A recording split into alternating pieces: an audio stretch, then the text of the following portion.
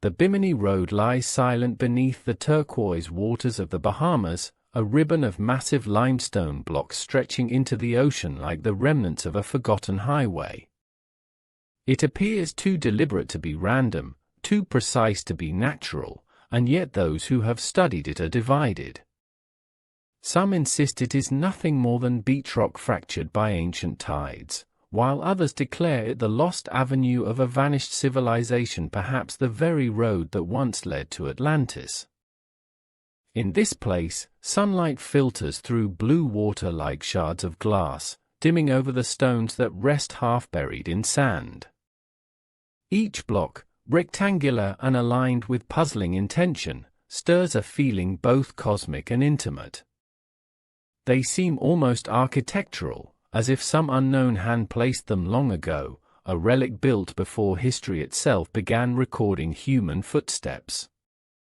The mystery begins not with a question of how, but who and why.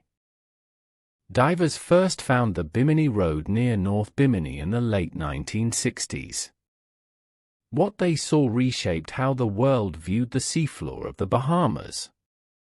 The stone pathway, nearly half a kilometer long, appeared to have sharp-edged blocks, aligned like bricks in a roadbed. The shape seemed improbable, unnatural, and otherworldly. In later years, as currents swept over its surface and coral began its slow reclamation, interest grew not just among scientists but among dreamers, mystics, and seekers of ancient truth. To encounter the Bimini Road is to face a question that has shadowed humanity since we first looked into the ocean and imagined what might lie beneath. Are we looking at chance sculpted by geology and time, or a message left behind, a signature written in coral and stone by ancestors we no longer remember? The truth remains fragile, slipping like sand through the hands of reason, yet the stones endure beneath the waves, patiently holding their secret. The intrigue deepens when we remember the strange prediction that preceded its discovery. Decades earlier, the American mystic Edgar Cayce prophesied that a part of the lost continent of Atlantis would rise near the Bahamas sometime around 1968 or 1969. The year the Bimini Road was first documented was precisely that. To those who believed in Cayce's readings, it seemed the Earth itself had validated his vision. From that moment on, Bimini became more than an island. It became a gateway between fact and myth, science and spirit. Each diver who has descended upon these stones speaks of the same haunting stillness, a quiet that feels older than the sea. The water hums faintly with the pulse of distant waves, yet beneath that hum is something else, something unnameable. The line of stones fades into the sand at both ends as though the passage continues into the unseen, a doorway half buried in time. What, if anything, once walked upon these submerged paths? Were these the foundations of a harbor wall, a ceremonial causeway, or perhaps a simple natural quirk amplified by centuries of wonder? When you look closely, individual stones appear weathered but uniform in height, each ranging several meters across. Some lie seamlessly fitted, others displaced, as though by ancient quakes or the long patient breath of the sea. Small fish weave through the cracks as shafts of light flicker across their scales, painting a living mosaic on dead stone. The longer you watch, the more the place feels alive, an organism of mystery that changes with every current, every thought projected by those who gaze upon it. For skeptics, the story is simpler yet no less fascinating. They see in the Bimini Road the mark of coastal erosion, nature's slow engineering. Over thousands of years, beach rock formed along ancient shorelines, solidified, and later broke into geometric slabs as sea levels rose. The ocean floor around Bimini, they argue, tells a clear geological story of transformation, where time and tide work together to carve illusions that mimic intentional design. Still, Even the most rational observer cannot dismiss how strangely symmetrical it appears, nor deny the uncanny timing of its discovery. The human mind hungers for patterns, and the Bimini Road offers one too perfect to ignore. When seen through the lens of imagination, it transforms into something sacred, a link to a myth that has haunted civilization for over 2 millennia. Atlantis, Plato's fabled city of light, swallowed by the sea, has been pursued in mountains, in deserts, and in the mid-Atlantic. But here near Bimini, the legend settled with a strange seriousness. The environment fits warm tropical waters, submerged landscapes, traces of lost landmasses now hidden by the ocean's slow breathing. There is something serene yet unnerving about combining myth and science in the same frame. The diver sinking through ribbons of blue toward the Bimini stones carries not just an oxygen tank but the collective weight of centuries of yearning. Every flick of a fin seems to echo a deeper question: what if we truly have forgotten entire chapters of our own story?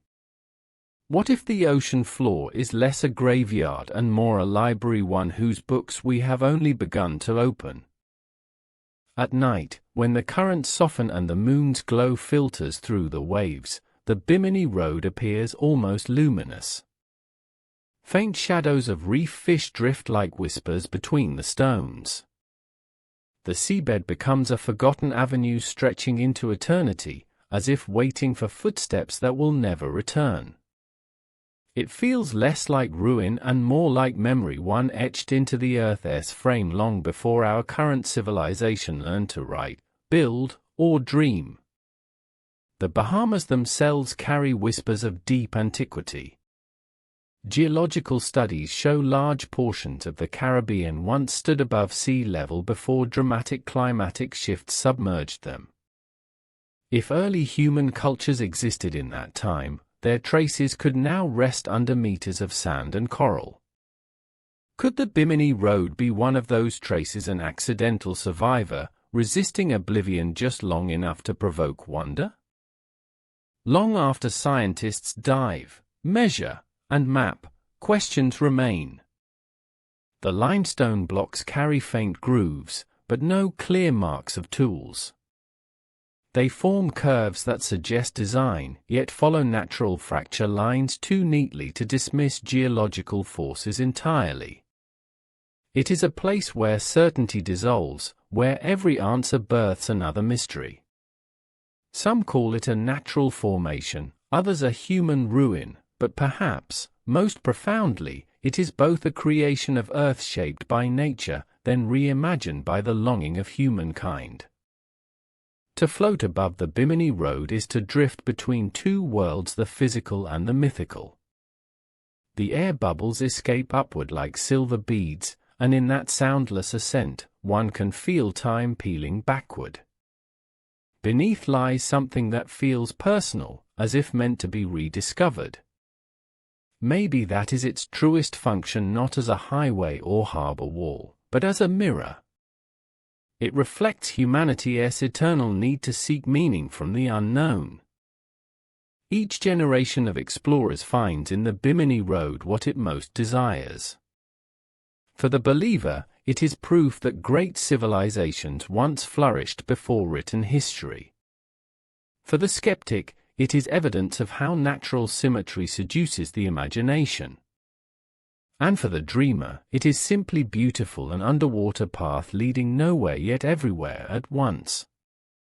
The surface world above changes with decades, but below, under that crystalline curtain, the stones remain almost exactly where they have always been. They rest patiently, unbothered by debate, cradled in soft dunes and coral gardens. The sea hums over them in gentle resonance, whispering ancient lullabies that slip easily into the dreams of those who listen. Bimini's waters hold not answers but presence.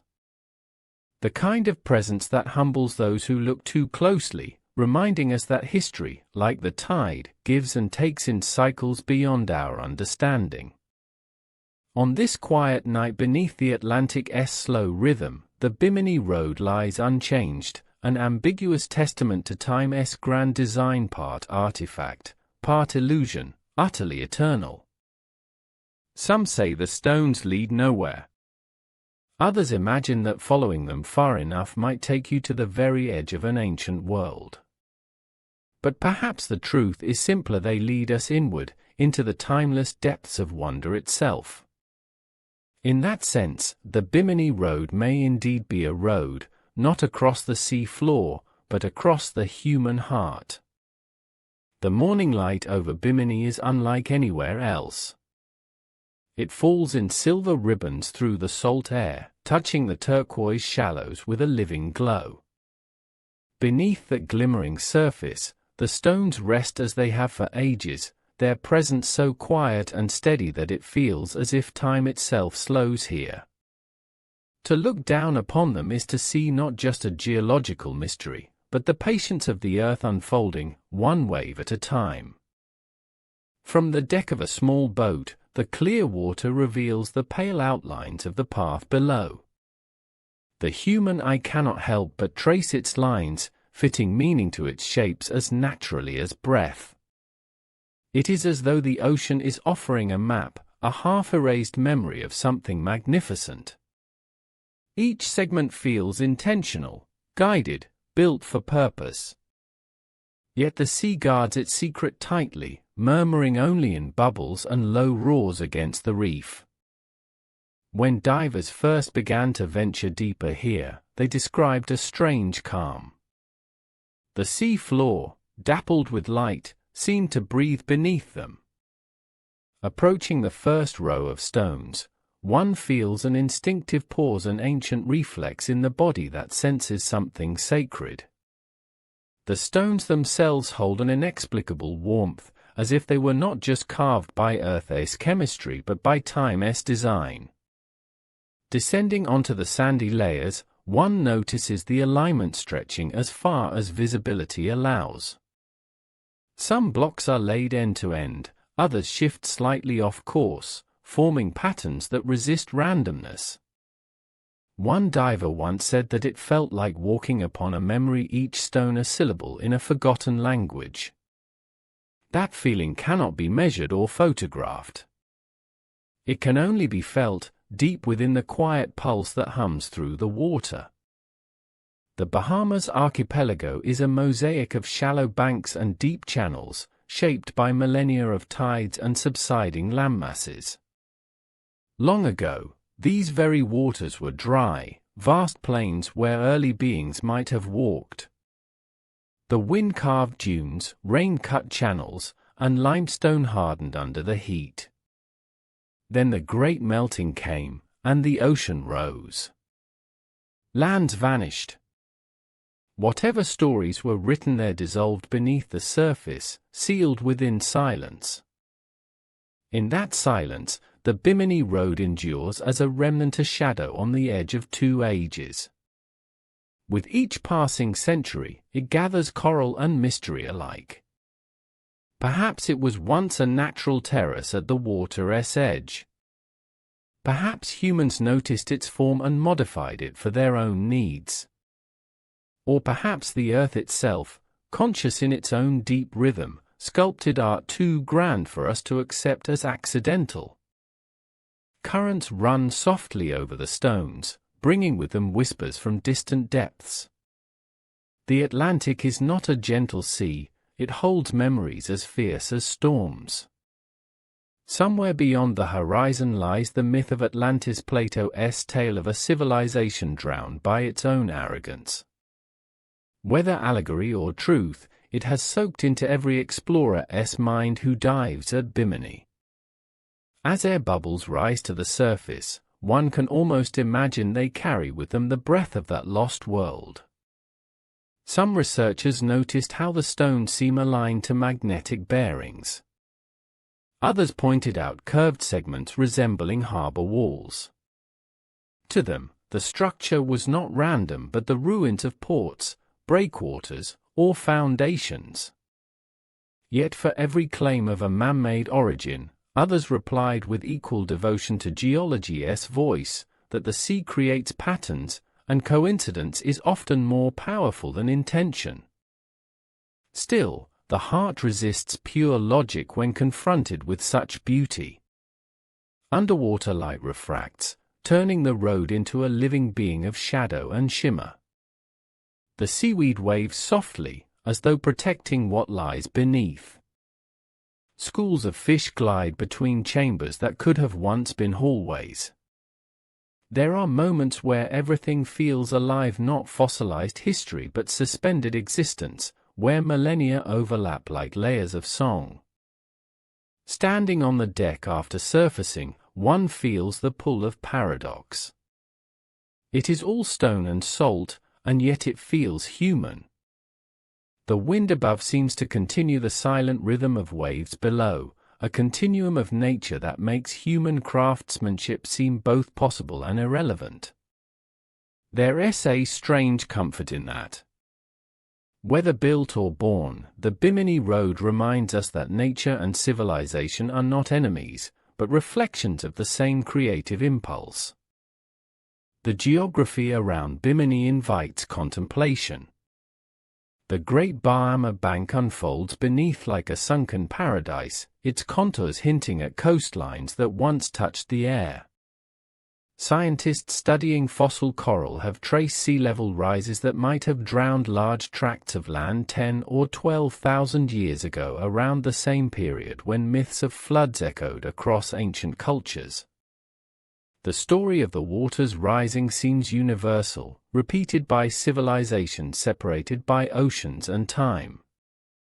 Could the Bimini Plateau once have supported human settlements? If so, what kind of people would have built upon it? Imagine tribes or seafarers who dwelled along ancient shores, carving paths or harbors into soft limestone before the sea claimed everything. The image is tantalizing, a culture erased not by neglect but by the Earth's slow heartbeat shifting beneath their feet. The underwater terrain near the road contains other peculiar formations, circular pits, raised mounds, even segments resembling columns. Some divers insist these are remnants of structures, the weathered bones of temples or docks. Others see in them nothing more than fractured plates of rock. But no matter how one chooses to see, the effect remains hauntingly beautiful. Bimini's waters invite the dreamer's mind to wander. When sunlight dances over the sea's surface, the whole world below glows as though alive. The deeper the diver goes, the more reality blurs into myth. It becomes difficult to distinguish between the play of light and the shapes of the past. Every glint of reflection hints at movement, every shadow suggests the memory of people walking along that stone trail long ago. At twilight, the sea turns glassy, the horizon blending with the pale clouds. From above, the invisible road lies dormant, unseen to those who do not look closely enough. Yet beneath that mirror of water lies a question that has persisted for decades: was this the remnant of a forgotten civilization, or a trick of geological rhythm, born from nature's own hand? Those who have studied the formation under controlled surveys mapped thousands of individual rocks, noting the size, shape, and position of each. The data paints a picture neither purely natural nor unquestionably artificial. The stones align too well, yet their edges echo weathering that suggests no deliberate carving. It is precisely that tension, balanced between purpose and coincidence, that gives the Bimini Road its eternal allure. What draws the human soul to such ambiguity? Perhaps it is our need to find meaning in chaos, to locate order even in the random carving of waves. Or maybe, deep within our collective subconscious, there is a faint recognition of something once known and lost, a pattern that feels familiar precisely because it comes from the same natural order that carved us. Those who visit Bimini often speak of vivid dreams afterward. Some dream of walking a stone path beneath shifting light, hearing the sound of voices long extinguished. Others dream of tides receding to reveal shining cities, their streets glimmering under the morning sun before the ocean returns. These visions are dismissed as imagination, but perhaps they are something more, a resonance between memory and myth that awakens in the silence of deep water. The scientific investigations continue, yet each result seems to deepen the mystery rather than dissolve it. Radiocarbon analysis dates some sections of the submerged rock shelf to around 5,000 years ago, but that only tells when the stone solidified, not when or if humans shaped it. Geological evidence can measure age, but it cannot measure intention. And it is intention that defines whether something is artifact or accident. Beneath the weight of these questions lies a deeper realization: the ocean holds more history than we have written on land. Every submerged ridge, every coral-covered terrace was once the edge of another world. When sea levels were lower, entire landscapes now lost were part of living ecosystems, perhaps even settlements. The Bimini Road could be one of those relics, preserved not by design but by miraculous endurance. Standing at the water's edge, watching the horizon blur into an infinite blue, one can feel the simplicity of the puzzle. The sea has always been both giver and taker. It erases, hides, yet also preserves. What it conceals, it protects. Perhaps that is why mysteries like Bimini endure. They are kept alive not by proof but by concealment. The unknown nourishes imagination more than any discovered fact ever could. Storms occasionally pass over this region, shifting sands and altering the seabed. Each hurricane season rearranges the road slightly, as if nature is rewriting the script, refusing to let us read too easily what was meant to stay hidden. Yet no force of wind or tide has managed to erase it entirely. The formation persists, defying destruction as though it holds a purpose beyond comprehension. At night, illuminated by moonlight filtering through shallow waves, the stones appear almost translucent. Phosphorescent plankton shimmer across their surfaces, lighting them with faint emerald glow. The stillness becomes near sacred, not a place of ruin but reverence. It feels as if the earth itself is remembering something through these stones, allowing those who dare to listen a moment of communion with deep time. The locals tell quiet stories during evening gatherings. Fishermen who dive for conch and lobster claim they've seen strange lights underwater, movements that appear deliberate but vanish the instant one looks closer. Some speak of hearing distant echoes when the sea is calm, low, bell-like tones that seem to come from nowhere. Scientists dismiss them as natural sounds from shifting sand or fish calls, but islanders smile knowingly, saying, "The rocks still speak." It is difficult to ignore the pattern. Sacred sites across the world share one trait: they evoke motion even when still, whisper even when silent. The Bimini Road is no different. It hums with presence. When divers rise back to the surface, many report a strange serenity, as though they've left not just a physical place but passed briefly into another realm entirely. The experience is less discovery than visitation. The surrounding environment adds to the illusion. Sea turtles glide along the edges of the formation, octopuses hide amid fractures, and coral fans trace elegant arcs along the sides. The ecosystem has adapted to this mysterious structure as if acknowledging it as part of nature. Perhaps that is the ultimate truth, that the boundary between what nature builds and what humans make is far thinner than we believe. Rising each morning, the sun warms the shallow sea above Bimini, scattering brilliance across the waves. Tourists come and go, boats pass overhead, yet down below the stones remain untouched. The centuries continue their slow procession, and the road neither protests nor reveals. It simply is. Like a breath held just before speech, waiting for someone to ask the right question.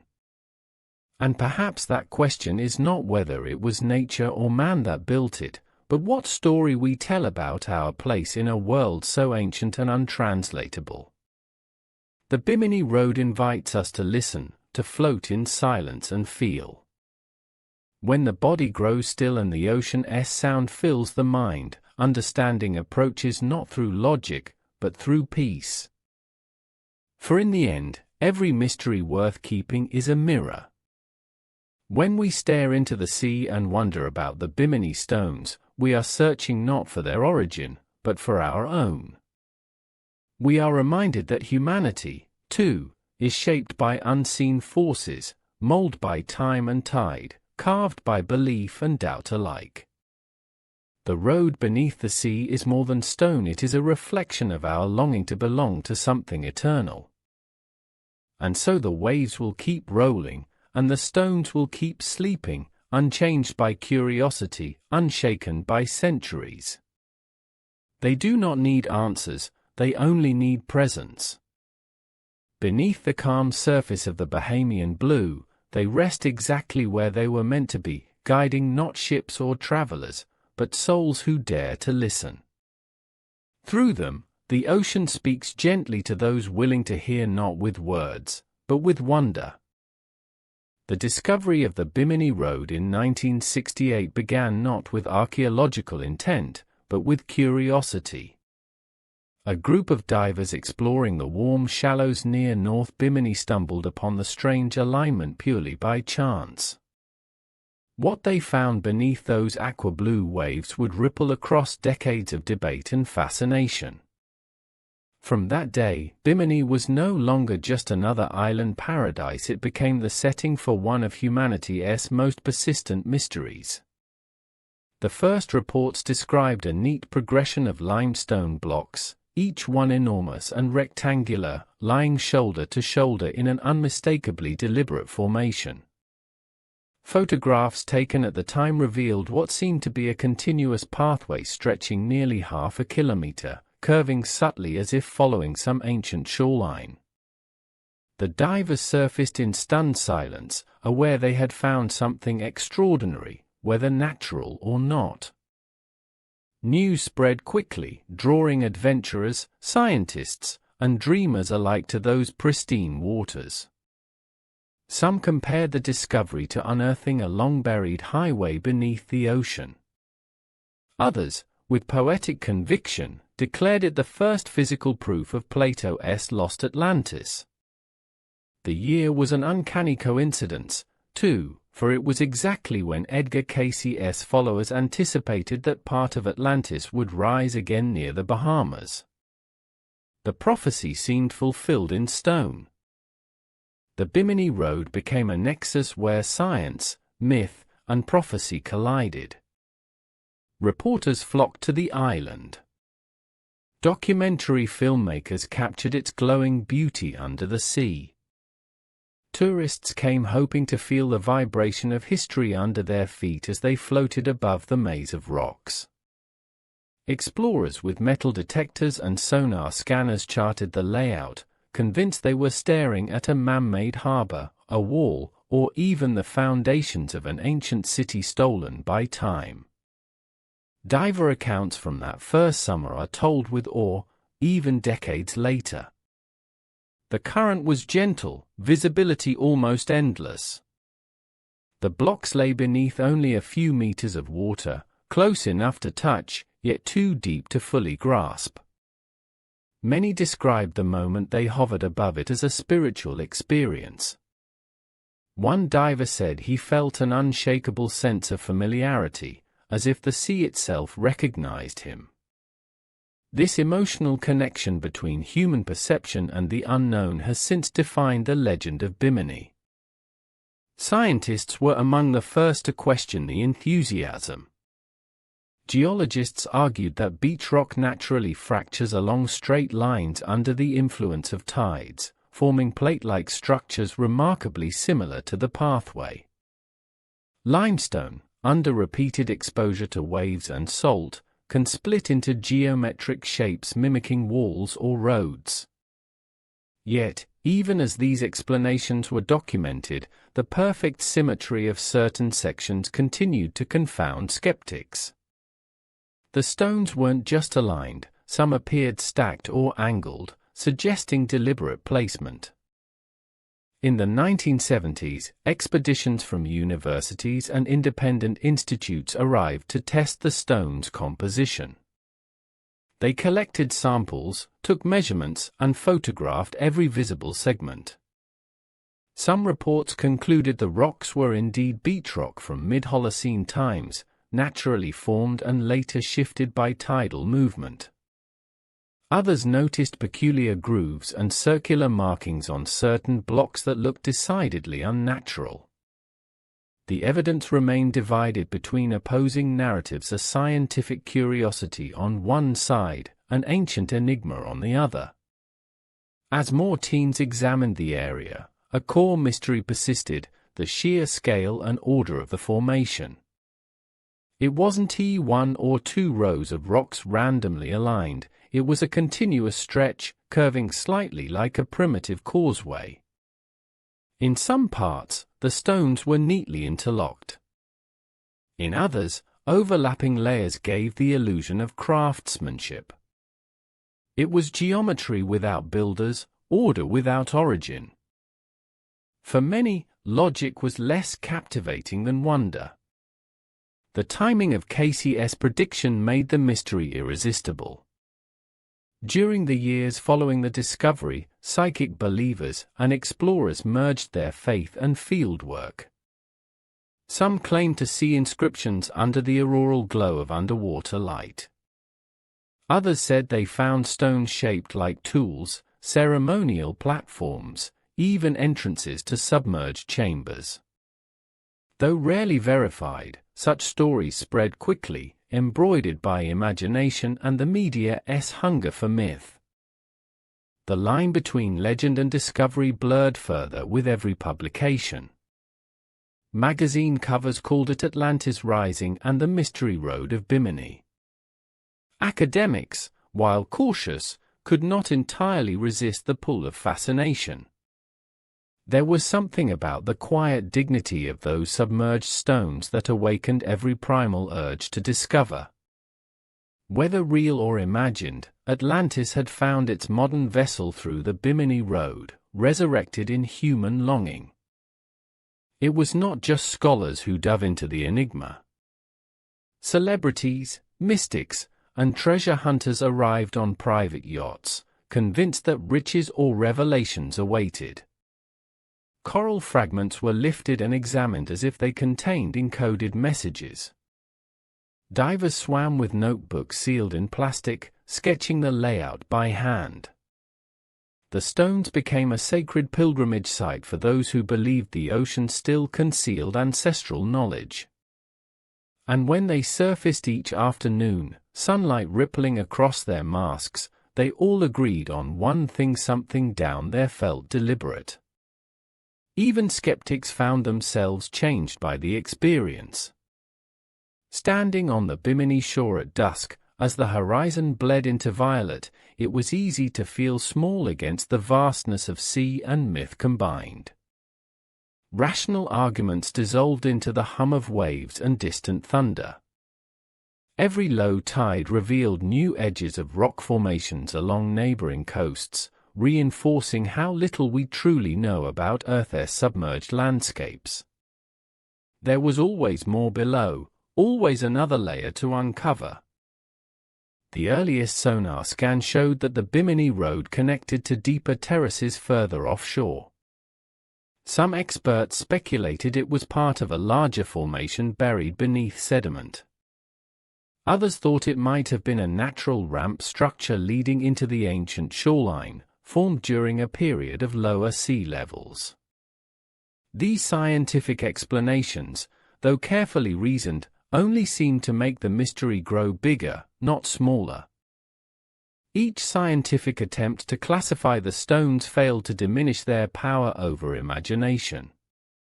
They became a bridge between the factual and the possible.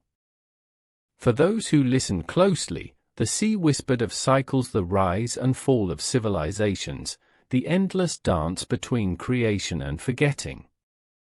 And somewhere in that whisper, the idea of Atlantis continued to pulse like a distant memory refusing to die.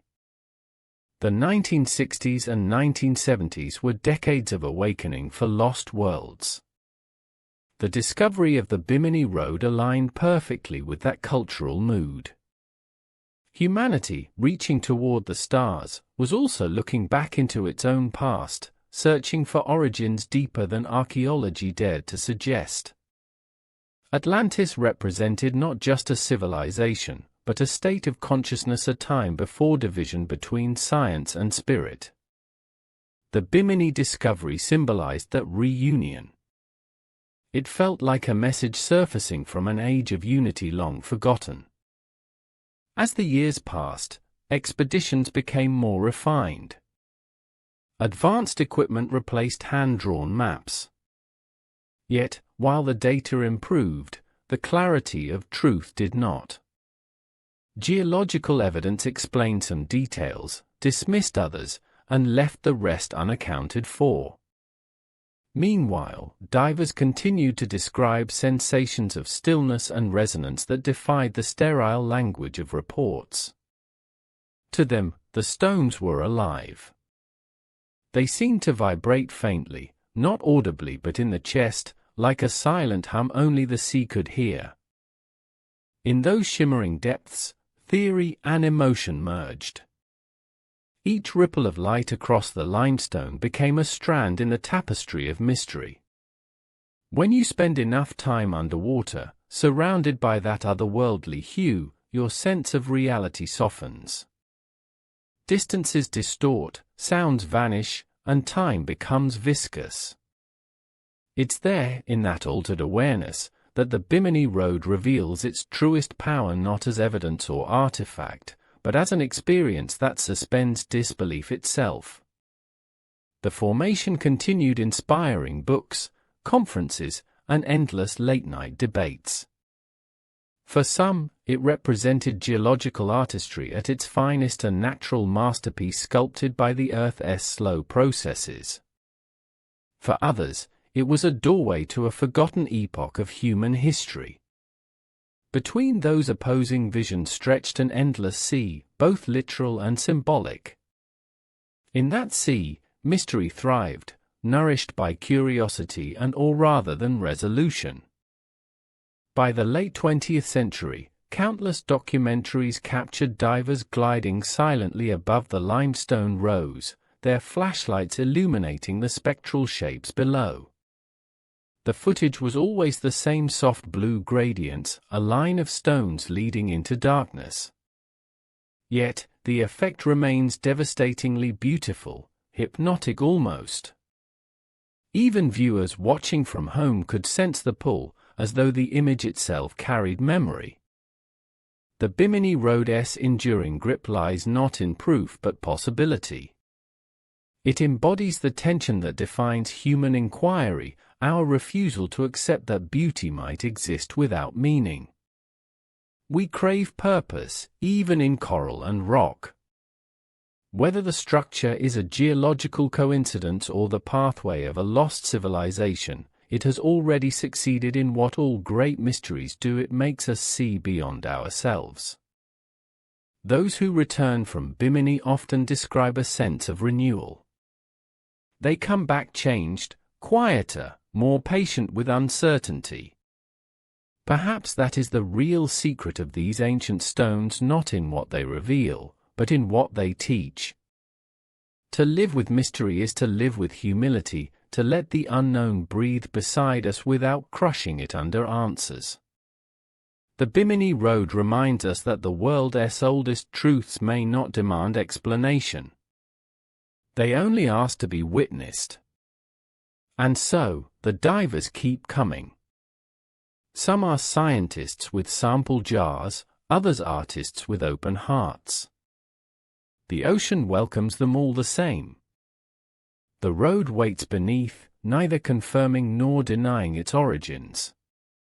It simply endures, echoing across the turquoise expanse with the soft persistence of tides. Every descent is a conversation begun anew, every current carries whispers from ages that have no name. When the final trace of sunlight vanishes behind the waves, the sea turns into a liquid mirror. The sky and water merge, reflecting infinity upon infinity. Somewhere down there, the Bimini Road glows faintly under the moon, its edges soft and patient. It has been waiting longer than we have been wondering. And perhaps that is its lesson, that mystery, like the sea, is not meant to be solved, only felt. In that sense, the discovery of 1968 never truly ended.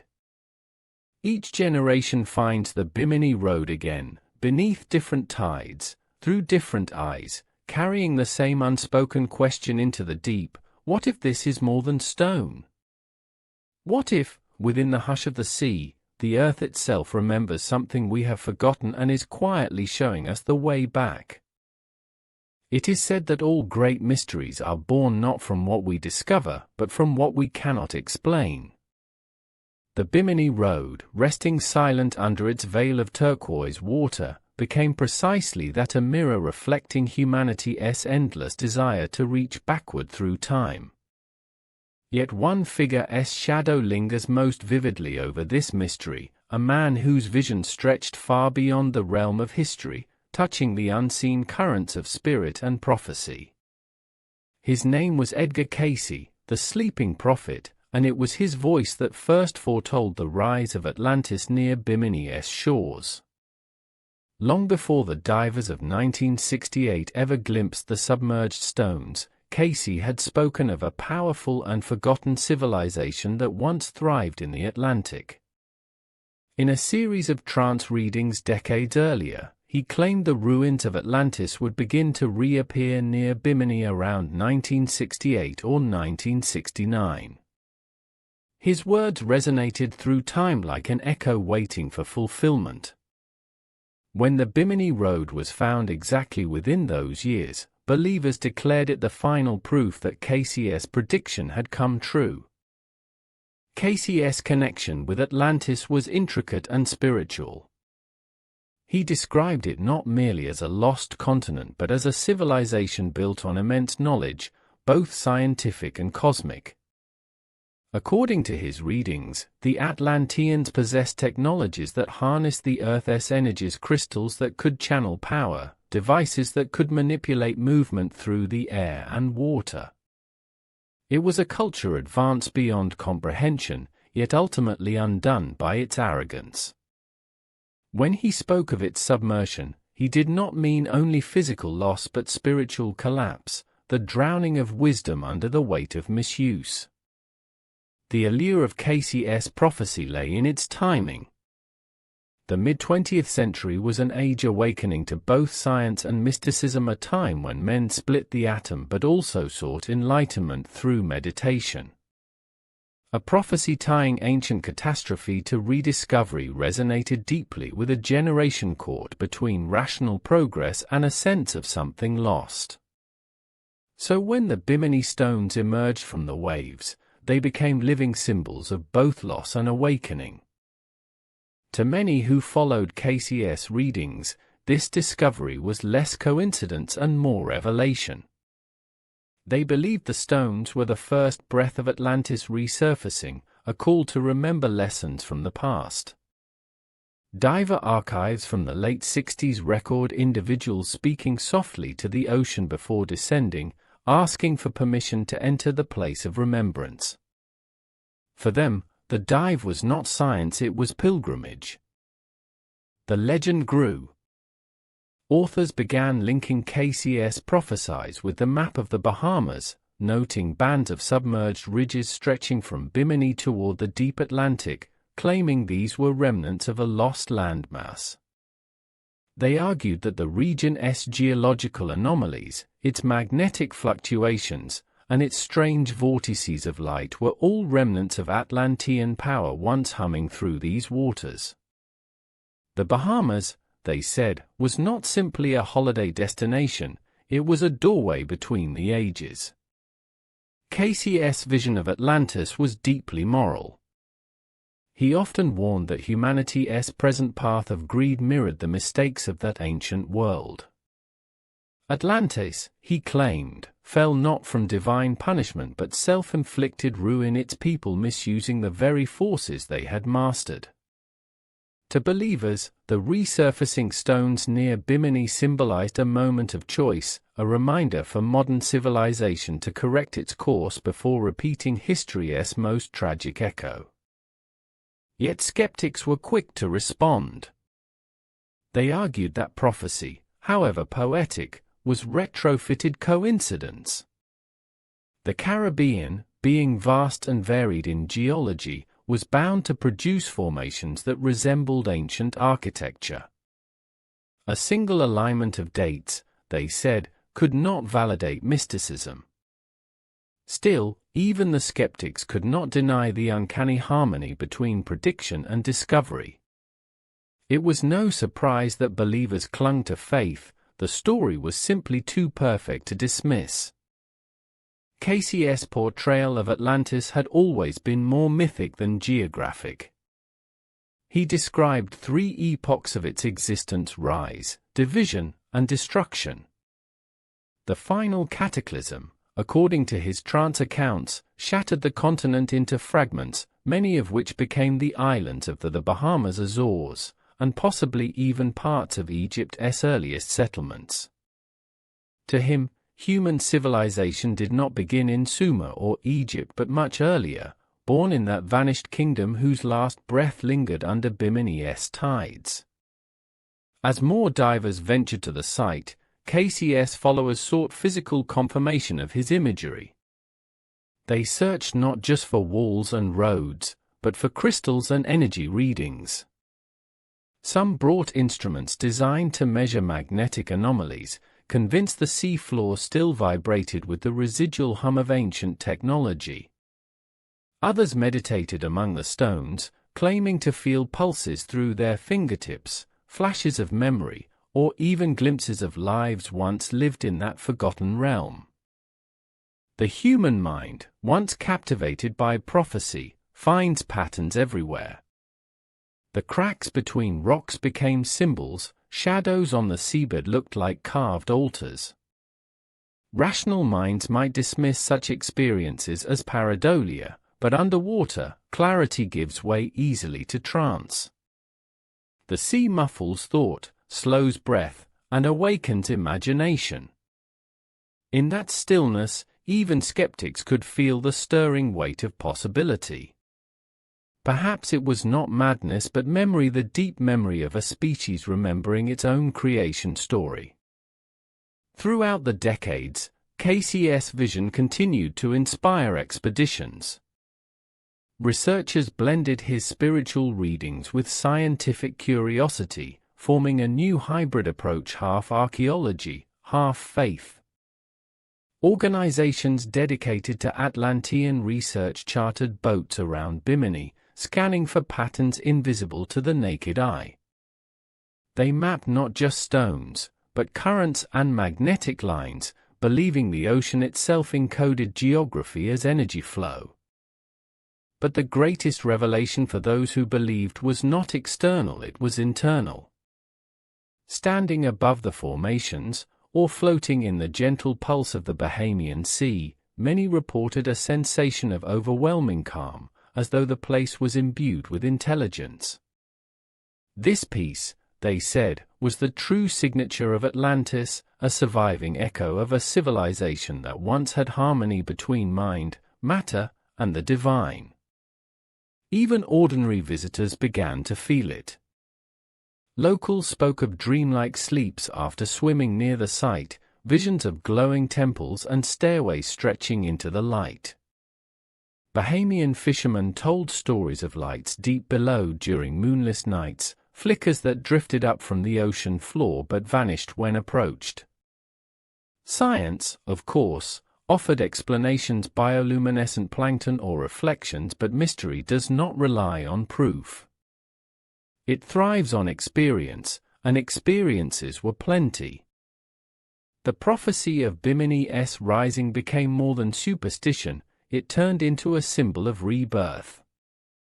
Those who took Casey seriously saw in his vision not just physical confirmation of Atlantis, but a metaphor for human awakening.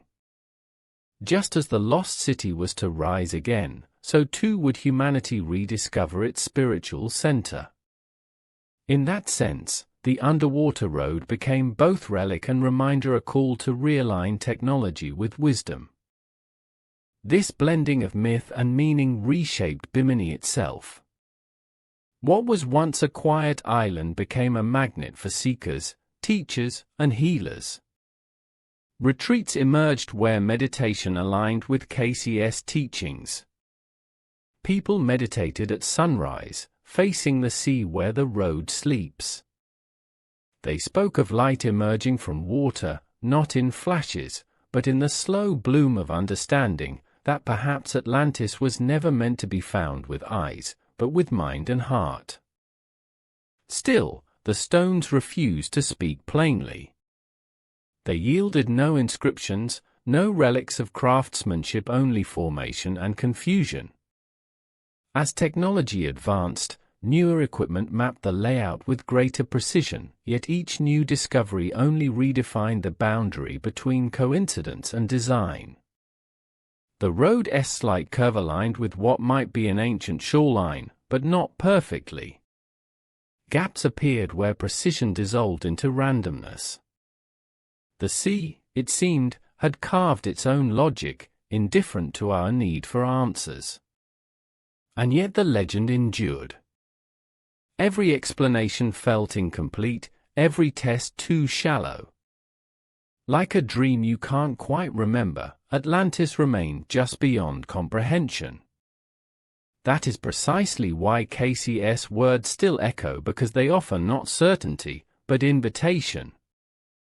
The idea that the world hides something immeasurable resonates because it mirrors what we sense within ourselves, a depth waiting to be remembered. Casey often warned that humanity's understanding of history was fragmentary, that we measure only what fits our current perspective. Behind the physical layer, he said, lies the metaphysical, the true record written not in matter but vibration. The stones of Bimini, then, might be more than remnants of land. They could be signatures of energetic resonance, a frequency that lingers from an age when consciousness and earth interacted freely. Such ideas transcend geology, yet they weave perfectly into myth's poetic logic. If one stands on the beach at sunset, watching the horizon where sea meets sky, there's a feeling of continuity. The wind carries whispers the ear can't translate, the same breeze that once touched ancient shores. Perhaps the prophecy fulfilled itself not through revelation, but through remembrance, the simple act of humans looking deeply into water and seeing reflection instead of ruin. The truth of the Bimini Road may never fit wholly into human understanding. To see it clearly might, in fact, destroy its essence. Mystery, after all, is a kind of protection, a veil that keeps enchantment alive. Casey's prophecy, the diver's discoveries, the skeptic's arguments, all of it forms a single grand narrative of curiosity. Beneath the literal stones lies the deeper road, the path through human imagination toward ancient awareness. Those who come to Bimini today often sense that border between worlds. The surface glitters with sunlight, but below it, time feels suspended. The prophecy of Atlantis rising may have been less about geology and more about consciousness resurfacing after being submerged for centuries. If Atlantis was a civilization of light, perhaps its ruins now rise within us, piece by piece, every time we surrender doubt and listen to silence. The waves swirl gently against the shore as though in applause, echoing the rhythm of forgotten hymns. Somewhere beyond sound and depth, the old continent sleeps not as a ruin waiting to be unearthed, but as an idea renewed every time a human heart hungers for wonder. Atlantis, memory, prophecy, they belong to one continuous stream, flowing quietly through Bimini's clear waters. It is not land we are trying to rediscover. It is ourselves. The story of Bimini and the road beneath its sea is not confined to prophecy alone. It has drawn a different kind of curiosity, one born of scientific rigor and the pursuit of truth through evidence. Yet even here, the lines blur. The moment one dives beneath those glowing waters, reason and mystery seem to meet halfway, shaping each other into something both logical and unknowable. The debate continues not simply over what the stones are, but over what they mean. As expeditions returned year after year, scientists began cataloging every stone, measuring angles, thickness, and spacing. Their equipment recorded coordinates, their photographs archived the geometry of the formation, but the data seemed to tell two overlapping stories. One spoke the language of geology, the other whispered of design. Between those two narratives, the Bimini Road drifted like a bridge not just through water, but between worlds of interpretation. The simplest explanation, favored by geologists, described the formation as naturally occurring beach rock, a type of sedimentary stone formed from sand and shell fragments cemented by calcium carbonate. In tropical regions like the Bahamas, entire shelves of this rock form parallel to shorelines, later cracking in straight, tile-like patterns under stress from waves. Over time, sea levels rise and expose these blocks in shapes that mimic ancient masonry. Nature, as it turns out, has its own brand of architecture. Yet the contradiction remained. The stones of Bimini were far too symmetrically aligned for mere coincidence, some stacked in tiers, others arranged in arcs that curved as if charting a deliberate course. Divers traced what appeared to be right angles and pathways connecting larger clusters. To dismiss all of it as accident seemed unsatisfying, even to careful observers. Nature may be capable of wonder, but order true precision hints at will. In the years that followed, more research intensified around one question: could geological processes alone account for this pattern? Core samples were taken from several stones, revealing nearly identical composition throughout the formation. That uniformity supported the natural theory, yet the massive size and articulated pattern contradicted what erosion alone should produce. The ocean, ever patient, had crafted a puzzle whose pieces refused simple arrangement. Further studies drew comparisons with ancient harbors from the Mediterranean, pointing out similar breakwater structures of the Bronze Age. Could early seafaring cultures have reached these waters thousands of years before known navigation permitted?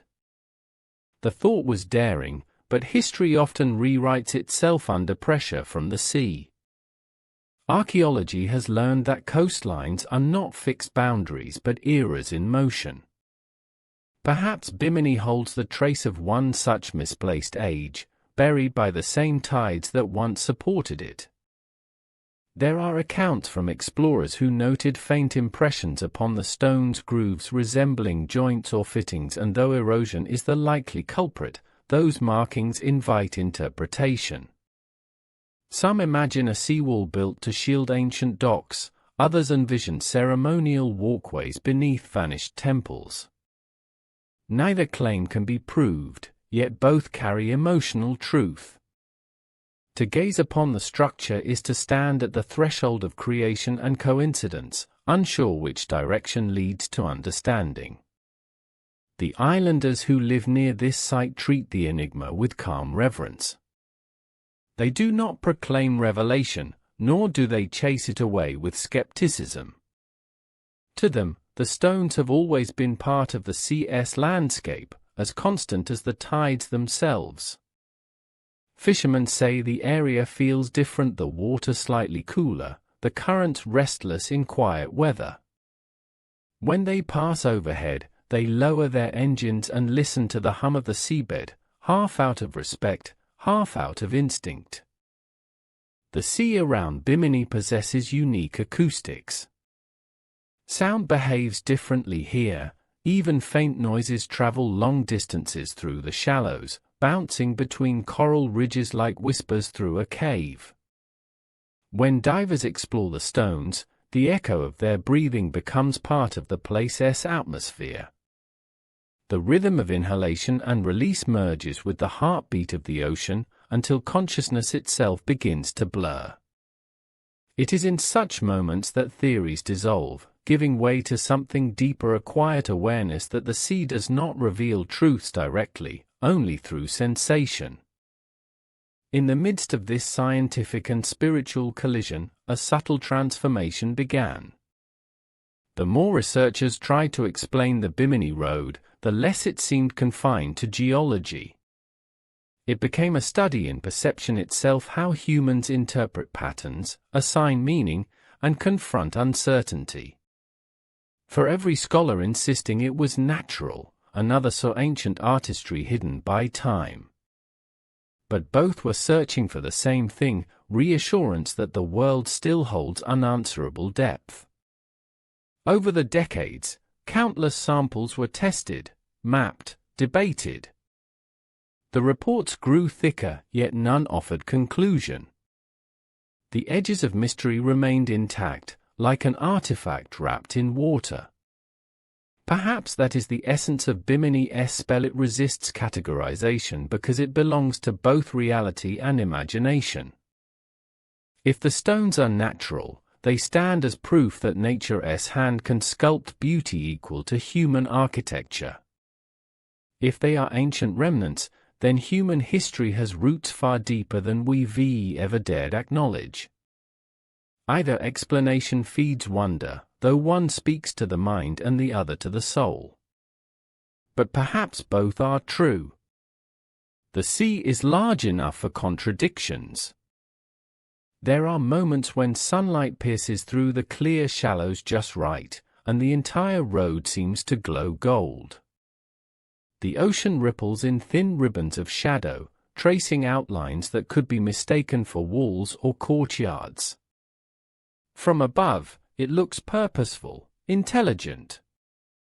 Even seasoned skeptics, floating motionless above those patterns, admit to feeling the weight of significance, something larger than logic pressing against their awareness.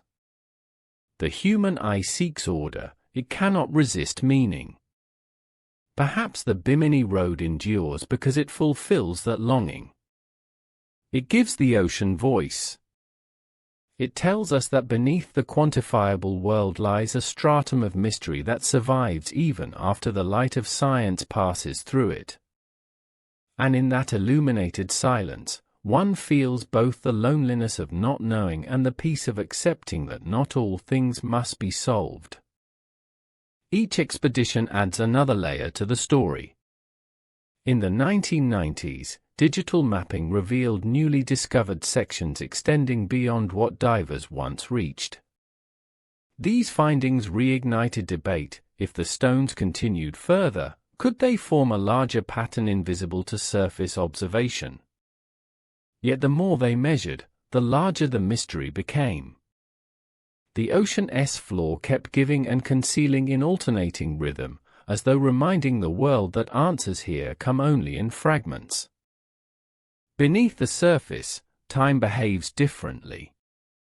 Coral grows across the edges of the limestone, binding each slab into the next, erasing boundaries and connecting centuries into one living continuum. Fish dart in and out of shadows that may once have belonged to walls. Nature and history fuse seamlessly, resistance between them fades into stillness. The Bimini Road has become both a ruin and a reef, both artifact and organism. No scientific discipline can fully measure cross-sections of emotion, yet that is precisely what this sight generates. The power of the Bimini mystery lies not in evidence, but in how it touches those who encounter it. It gives scientists patience, poets inspiration, and dreamers peace. In a world addicted to certainty, perhaps the sea created this formation as a gift to remind us that wonder is a necessary condition for understanding. Even if proven natural, the road remains a monument to creation itself. Its existence forces us to examine how we define art, intention, and meaning. If a formation can evoke purpose so convincing that humans debate it for decades, does that not make it functionally sacred? Maybe the distinction between nature's pattern and human architecture is less about materials and more about attention. The Bimini stones are what they are because we notice them. Some night divers say the experience beneath those waters is transformative. Under the moonlight, when waves shimmer with silver fire, the shadows of the rocks stretch like inscriptions written in light. In that weightless world of quiet suspension, perception shifts inward. The ocean no longer feels external but intimate, a vast, breathing consciousness of which one becomes a temporary thought. When the first lanternfish dart by in glows of blue and green, you realize how alive the darkness truly is. Every movement of life repeats an old script written long before our species began pondering roads and ruins. That understanding carries a different kind of knowledge, one beyond instruments or theory. It is the awareness of belonging to something vast and ancient and kind. Many scientists later admitted privately that their interest was not purely academic. The longer they studied the stones, the more the sight changed them. It softened their definitions of what deserves reverence. Some left feeling that even a natural structure could hold spiritual weight if it inspired reflection. It is that realization, quiet and profound, that gives the Bimini Road its staying power through decades of skepticism. The endless currents surrounding the island keep shifting the sands, revealing new outlines one season and concealing them the next. This constant movement gives the illusion that the sea itself is alive, deliberately reorganizing what we see. Some speculate that there could be multiple phases to the formation, lower tiers buried deeper below the seabed, untouched by sunlight for millennia. Every rediscovery fuels the endless loop of curiosity. If one could listen closely enough, perhaps the stones themselves carry memory. The porous structure of limestone records time differently. It absorbs salt, temperature, and sound. In theory, every wave that passed over Bimini left a microscopic signature upon its surface. Millions of years of tides might have encoded something unknowable within those quiet walls of rock, like an ancient diary written by water. And so, generation after generation continues to ask, who built it, if anyone did? Or did the earth simply raise it through its natural tides of creation? Could it be that the builders and the ocean were one and the same? Theories multiply like coral itself, each adding dimension without erasing the other. In the end, all debates circle back to the same profound silence. Underwater, communication between diver and sea is wordless. Each breath becomes meditation, inhale the wonder, exhale the doubt. The deeper one drifts, the more the distinction between believer and skeptic collapses. There, at the edge of blue infinity, truth feels less like fact and more like balance, a harmony held between science and story. When the diver finally emerges, the light of day feels almost harsh. Noise returns, and with it, the limitations of language. People on boats ask for answers, for proof, for conclusions, but none come easily. How can one translate silence into certainty? How can one capture the sacred ambiguity that defines the Bimini Road? The sea takes back what cannot be spoken. Perhaps that is its secret purpose. Perhaps the Bimini Road is a lesson disguised as stone, a reminder that our thirst for meaning is more ancient than any civilization, and that mystery is the ocean's way of teaching humility. Whether natural wonder or ancient construction, its existence connects all who encounter it in a single shared pursuit, the need to ask, to imagine, and to marvel beneath the endless song of the tide. And there, just beneath that shimmering surface, lies the essence of it all, not the answer, but the question itself, flowing eternally like water through stone, whispering softly, remember. The debate over the Bimini Road has never been confined to archaeology alone. It has always hovered between belief and evidence, caught in the delicate balance where science and human imagination quietly intertwine. After years of wild theories, from Atlantean highways to alien landing strips, a calmer tide of reasoning began to emerge. The skeptics stepped forward, not to diminish wonder, but to restore proportion to a mystery that had grown larger than fact. Their voices did not dispel the beauty of Bimini, they reshaped it in more grounded light. The geological perspective brings order to the chaos. To scientists trained in the language of rock, the Bimini Road is a story written in calcium carbonate and erosion rather than human ambition. They remind us that the Bahamas lie upon a vast shelf of limestone, ancient seabed turned to stone, layer after layer hardened under pressure. Over time, as the sea's chemistry shifts, minerals fuse the sand into solid slabs. The ocean, never tired, then carves those slabs into plates separated by clean fractures, straight enough to trick the eye into patterns. Geologists see in Bimini nothing supernatural but instead nature's perfection. They point out that similar structures exist worldwide, off Malta, in Bermuda, even along the coasts of Florida. In every case, the same slow process of beach rock formation repeats itself, a union of pressure, temperature, and saltwater. The shapes mimic design not because a builder intended them, but because the Earth obeys physics that occasionally tease imagination. What seems crafted by human hands can also be carved by time itself. To prove their case, scientists analyzed samples from several stones of the Bimini Formation.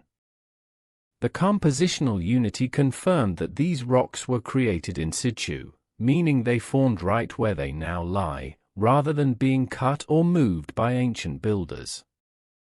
Even the alignment of the road, they demonstrated, matches the pattern of ancient shorelines when sea levels were much lower than today. Thousands of years later, as oceans rose after the last ice age, those old beach ridges fell beneath the waves, preserved perfectly in form, untouched except by the current. Such evidence paints an elegant natural explanation. Yet, the debate doesn't end there. The human mind remains unconvinced by simplicity, perhaps because we instinctively feel that reason alone cannot account for mystery's staying power. If the Bimini Road is just geology, why does it continue to stir such emotion, such conversation? The skeptics themselves sometimes confess a peculiar awe when they swim above it, a reminder that science can classify, but it cannot undo wonder. Still, their data is persuasive. Radiocarbon dating places the structure's age at roughly 2,000 to 3,000 years old, far younger than Plato's mythical Atlantis. The uniformity of its composition, the absence of tool marks, and the lack of artifacts nearby make human construction improbable. To the scientific eye, the Bimini Road is no different from coastal formations that fringe tropical islands around the world. Nature, patient and precise, needs no civilization to imitate its geometry. And yet, theories grounded in skepticism still find themselves haunted by beauty. Beneath the surface, the blocks appear intentional in ways science struggles to explain purely numerically. Their lengths average close to the proportions used in ancient masonry, rectangles with width-to-length ratios so precise that they tempt interpretation. Researchers who dive only for geology often admit that the arrangement feels human, even as data denies it. It is as though nature knew our patterns before we invented them. Some scientists labeled the entire fascination a psychological phenomenon, our tendency to perceive structure in randomness. Humans see faces in clouds, constellations in stars, gods in thunder. Why not roads in the ocean's stones? Perhaps what we truly glimpse at Bimini is our own pattern-seeking nature, projected onto the Earth's slow movements. Yet this explanation, logical though it may be, does little to diminish the enchantment. For many, the feeling that something once walked there endures no matter what evidence says. Critics of the Atlantis theory argued further. If a great civilization had truly built this road, there would be traces of ceramics, metal, or additional ruins. Nothing of the sort has been found. There are no staircases, no foundations, no carvings, only natural curves and lines repeating the logic of marine bedding. What is called a wall could just as easily be erosion's gift, what is hailed as a harbor perhaps only an inlet's accident. The sea, after all, makes art from destruction. These geologists view human imagination not as enemy but as companion in discovery. They respect myth as metaphor. Atlantis becomes not a literal kingdom but an echo of human memory, a story created to anchor our fascination with the unknown. Bimini, under skeptical light, is a geological reminder that the planet itself is ancient and dynamic enough to inspire myth without needing lost cities. The stones need no builders to be profound, their formation alone speaks to epochs beyond imagining. Yet, no argument no matter how solid can erase the awe of witnessing the sight firsthand. Many who arrive to debunk the legend return quietly moved. The intricate alignment of blocks, the filtered sunlight across seabed, the feeling of descending through history even as rational thought protests against it, all of that is undeniable. Rational conclusions and emotional truths coexist there, wrapped together like currents flowing side by side yet never mixing. For scientists, one paradox remains: if these stones were part of an ancient beach, why do they rest in such perfect rows? Nature tends toward order, yes, but the unity at Bimini surpasses randomness. Some propose that prior tectonic stresses or directional fractures in the limestone guided their present symmetry. Others speculate unusual wave patterns may have shaped their edges over centuries. The Earth, acting through physics and chemistry, can sculpt designs that to the naked eye feel more deliberate than any human engineering. Even so, the mystery persists in every diver's imagination. Perhaps that is because knowledge alone cannot satisfy the emotional depth that such a sight evokes. Beneath the cold clarity of data lies the quiet hum of eternity, something that geology's instruments cannot measure. To hover just meters above those stones is to sense the patience of time itself, an intelligence expressed not in words but in repetition, breaking, shaping, and resting forever beneath the ocean's hand. Those who study Bimini for its natural beauty often speak not of discovery but humility. It reminds them that the planet's artistry predates humanity's desire to construct meaning. Long before we attempted to carve roads or temples, the ocean was already shaping rhythms and forms indistinguishable from design. Bimini proves that our artistic intuition is inherited directly from nature's own patterns. The critics of the Atlantean theory bring depth to the story in another way. They reframe the entire narrative as one of misunderstanding a myth built upon geological coincidence amplified by belief. To them, this mystery reveals less about lost civilizations and more about the modern psyche. It demonstrates how desperate we are to find relics of perfection in a world we can no longer control. The need to locate Atlantis, to believe in a more enlightened past, is itself a reflection of nostalgia for meaning in an age of noise. Philosophically, the skeptics may have captured something profound, that our myths often arise as mirrors. We project our yearning for harmony onto the environment until we see it reflected back as memory. The Bimini Road, whether natural or not, carries the illusion of intention because we look at it through eyes shaped by longing. Its order is our creation as much as the CS. The real discovery, then, may not rest beneath the waves but inside the human mind that insists on decoding them. Some oceanographers studying the site confessed that what drew them was not disproving Atlantis but experiencing the convergence of natural processes that create such perfect illusion.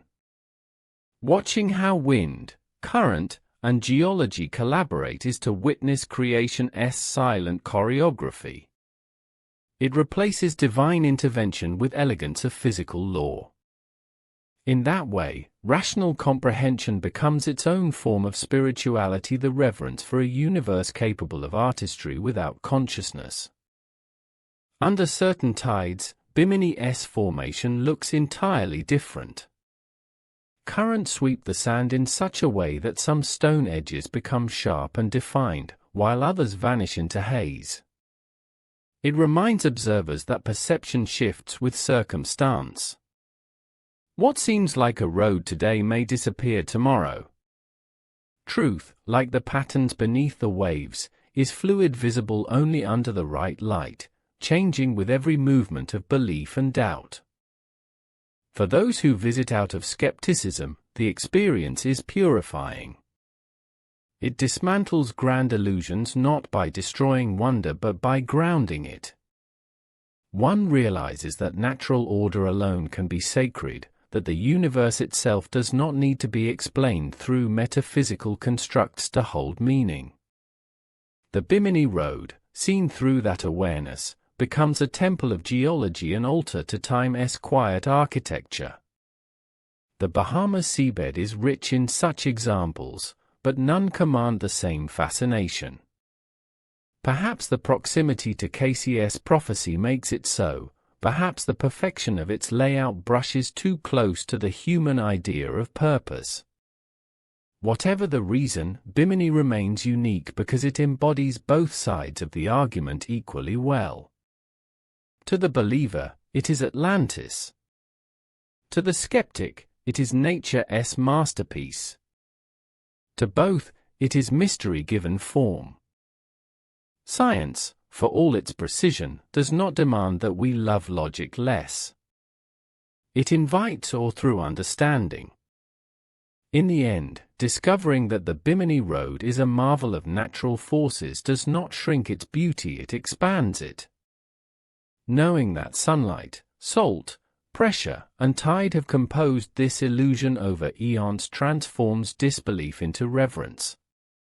The ocean's hand, invisible but patient, remains the greatest sculptor this world has ever known. When evening descends over the island, the sea glows faintly with phosphorescence. The rhythmic sound of waves lapping over the bank feels ancient, almost sentient. Somewhere below, the stones lie motionless, indifferent to praise or refutation.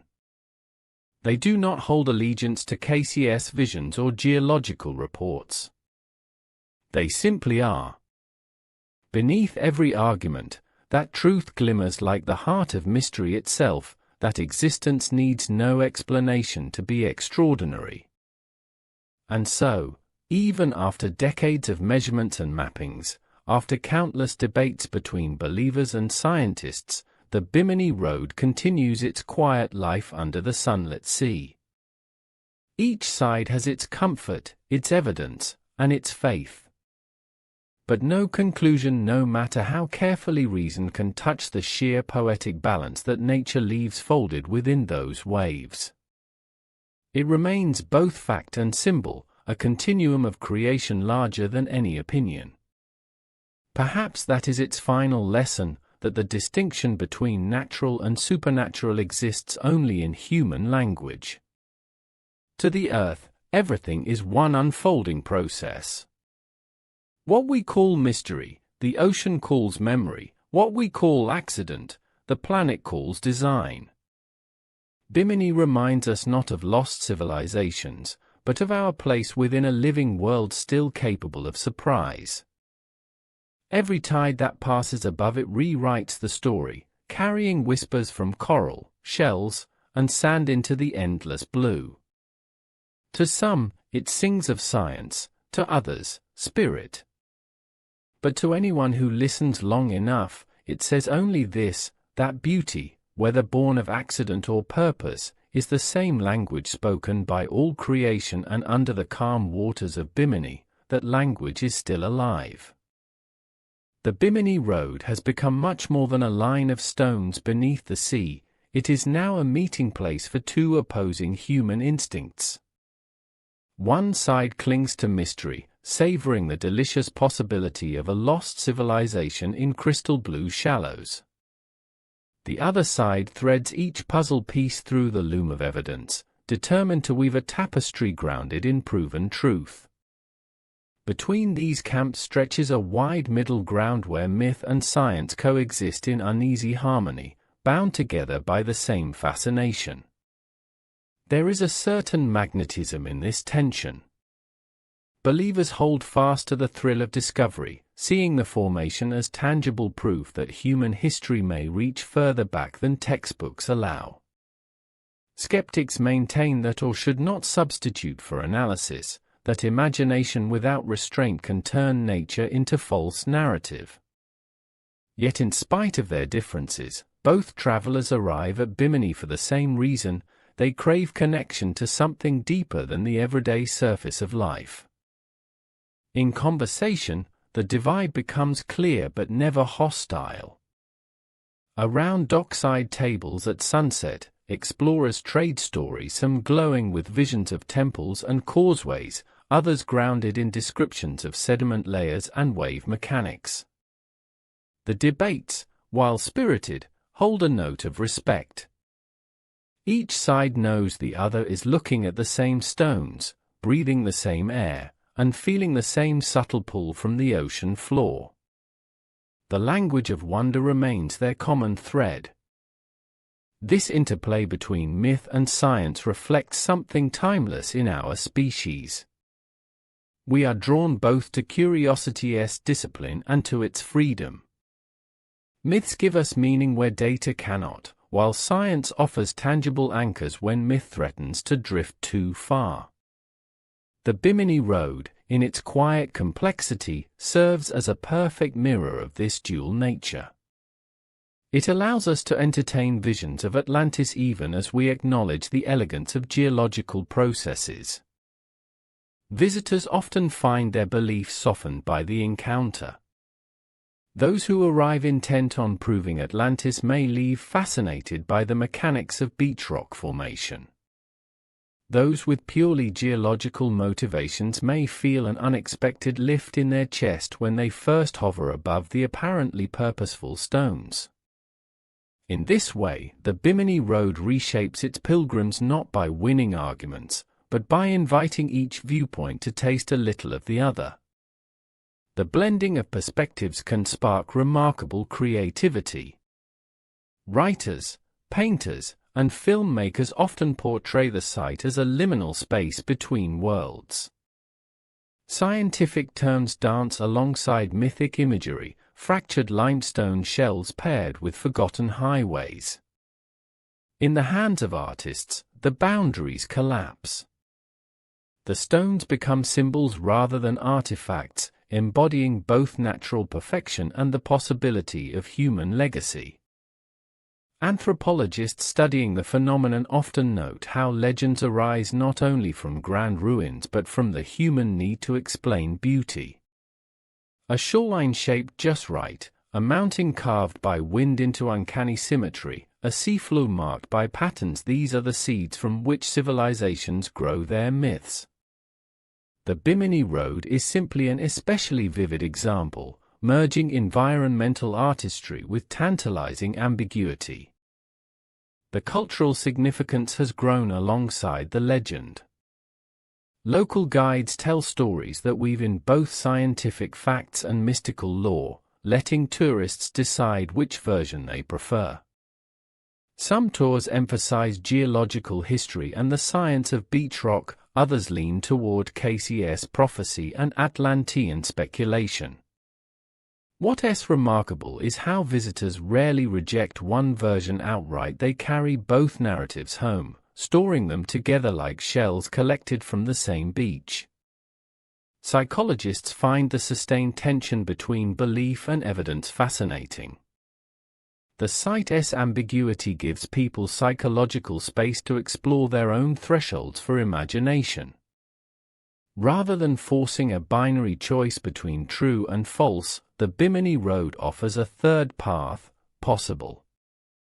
In that space, minds grow more comfortable with uncertainty, an increasingly rare comfort in an age obsessed with answers.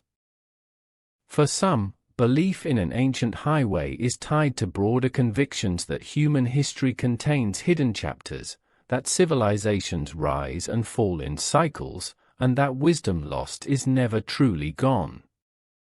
For others, the natural explanation feeds their love for the Earth's creative elegance. The stone's alignment becomes a lesson in how physical forces can mimic design as convincingly as a master craftsman. Remarkably, even the most steadfast voices sometimes admit to moments of doubt in their own positions. Scientists confess that certain segments of the formation feel oddly intentional. Mystics concede that natural processes may have played a greater role than they first believed. These admissions do not weaken their perspectives, they strengthen them, allowing curiosity to breathe across boundaries. This shared curiosity often leads to collaboration. Geologists join divers steeped in Atlantean lore to map new sections of the site. Together they document shapes, measure distances, and film the shifting sands. While each interprets the results differently, the act of discovery unites them. The ocean's language, heard through bubbles and currents, becomes their common vocabulary. Even in disagreement, there is reverence. Both sides stand humbled before the slow, deliberate artistry beneath the waves. Whether shaped by man or nature, the stones rest in a cathedral of water and light. The sea above, always in motion, keeps its own counsel, indifferent to our disputes. That indifference has its own poetry. It reminds us that truth is not obliged to answer simply because we ask. The Bimini Road's gift is the balance it offers. It allows logic and yearning to walk side by side. In its presence, one can marvel at the symmetrical fractures of beach rock while dreaming of the hands that might have set them. One can appreciate the science without surrendering the story, or cherish the legend without discarding the data. It is a rare place where the human spirit feels no need to choose. In the long run, the road may never yield a singular conclusion.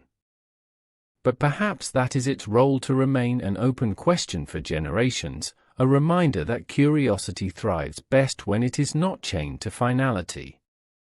By existing as both probable nature and possible history, it keeps alive the dialogue between what we know and what we hope. On calm days, when sunlight lays its golden net across the shallows, both believers and skeptics glide above the stones with the same quiet awe. The sea erases their differences, leaving only the shared experience of beauty. In that moment, the divide between myth and science ceases to matter, only the living mystery remains. And when they surface, shaking free the salt and blinking into daylight, no one claims victory in the debate. Instead, they smile, knowing they have touched something vast. The Bimini Road does not ask for allegiance, it asks only for witness. The rest, belief, doubt, and everything in between is ours to carry home. Technology eventually joined the conversation that belief and skepticism began. As modern equipment reached new depths, the sea offered glimpses of truth that human eyes had never caught. Yet every new device, sonar scanners, drone submersibles, 3D imaging, seemed to deepen the riddle instead of solving it. Beneath the calm Caribbean light, the Bimini Road continued to resist the final word, shifting its appearance with each generation of exploration, always staying just beyond absolute understanding. In recent decades, expeditions began using advanced sonar mapping to trace not only the visible stones but the contours hidden beneath layers of sand. What emerged shocked even cautious researchers. The formation appeared more extensive than earlier reports suggested, with patterns extending far beyond the familiar roadside curves seen by divers. Whether those extensions were man-made, natural, or optical illusions from overlapping layers of rock became the question haunting everyone who studied the data. Sonar imagery, while beautiful, can deceive. Shadows cast by slight ridges mimic the lines of walls and pathways, giving texture to imagination. Yet among the readings, there were measurements difficult to dismiss, angles almost perfect, repeating distances, rhythmic spacing that suggested design. Scientists, trained to doubt, found their voices quieter in these presentations. The sea had, once again, blurred the boundary between order and chance. Underwater drones followed, moving through the maze with the patience of machines. Their cameras glided across coral and limestone, sending back haunting images to the surface. Sometimes, the footage revealed squared terraces, the outlines of steps, or hollows that looked like doorways. Other times, nothing but erosion and randomness. Still, the footage carried the same hypnotic weight, human eyes seeing traces of geometry beneath the ocean's pulse. It was proof only of how magnificently deceptive nature can be. Teams combined sonar scans with satellite data, trying to imagine how the area looked 12 or 15,000 years ago when sea levels were drastically lower. The idea that these shallow banks were once dry land gained credibility. Ancient shorelines stitched across the Atlantic basin, forming environments where early seafarers might have walked. In that light, the Bimini Formation could have been a natural terrace above a prehistoric coast, perhaps later repurposed or recognized by humans who saw something sacred in its shape. Even the skeptics admitted that possibility. As the mapping grew more precise, digital scientists began constructing 3D models of the Bimini seafloor. These renderings allowed researchers to fly through submerged corridors at will, stitching together thousands of images into seamless panoramas. On screens glowing in dark labs, the ocean transformed into a silent cathedral of texture and form. The level of detail was staggering, yet, ironically, the closer technology peered, the greater the uncertainty became. The distinction between construction and accident blurred under magnification. Lines that looked engineered dissolved into natural fractures once viewed from another angle. The mystery adapted, evolving alongside our tools. In addition to imaging, magnetic surveys recorded subtle anomalies across certain segments of the formation, fluctuations in the Earth's field that prompted speculation about metallic deposits or ancient artifacts buried deep within the rock. Geologists attributed these blips to the magnetic mineralization common in limestone regions. But to those with more imaginative minds, the readings sounded like whispers of lost technology, remnants locked inside the seabed. The instrument spoke two languages: science heard explanation, believers heard echo. Meanwhile, underwater archaeologists extended their investigations beyond Bimini itself, searching nearby regions for confirming evidence.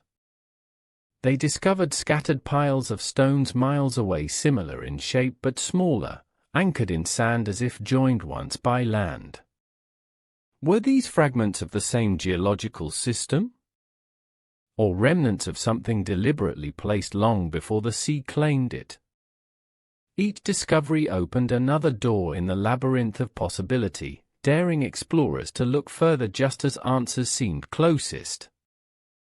As the years passed, technology improved to the point where micro-laser scanning could reveal hidden textures on the surface of submerged rocks. Some groups claimed to detect faint linear etchings beneath coral growth as though time had blurred deliberate markings. Others saw nothing but erosion shaped by waves and tide. Even computer analysis could not decide intent. The stones continued their quiet defiance, offering intrigue without confession. One expedition tried a new approach, studying the microorganisms that coated the rocks. By analyzing growth layers, they hoped to determine how long the blocks had been stacked, assuming they were indeed stacked. The results were beautiful but inconclusive, showing natural variation consistent with both theory and myth. The more precisely science measured, the more the mystery slipped into the spaces between data points, as elusive as a reflection in rippling water. The Bimini Road was no longer just a physical sight, it had become a living experiment in human perception. Scientists faced not only the geology beneath them but their own biases, their need for closure. Some admitted privately that every expedition left them both satisfied and restless, filled with meticulous data and yet itching to believe in something beyond it.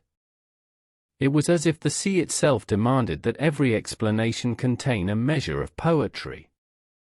Technology does not remove wonder, it amplifies it. The thick cables dropping cameras into the depths carry our curiosity along with them.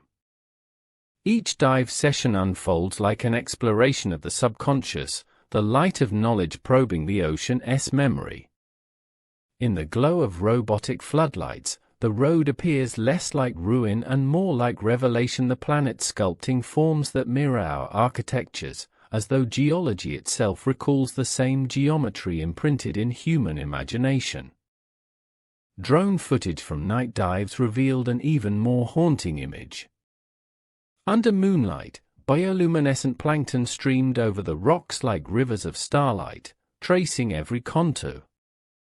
The road glittered as if still alive, as though something beneath it breathed softly. Watching the footage on shore, one could almost believe they were seeing a pulse, a steady heartbeat of the sea preserved through millennia. Even the scientists paused, silent before the living light. Speculation naturally followed. Some argued that ancient humans might have settled upon Bimini's highlands before submersion, possibly using the formations as natural foundations. If that were true, then remnants could still lie buried deeper, beneath layers untouched by divers' equipment. But excavation underwater is a dangerous venture. Each disturbance risks releasing sediments that can choke the clarity of an entire region. The road, protected by the ocean's embrace, remains untampered except for the gaze of technology.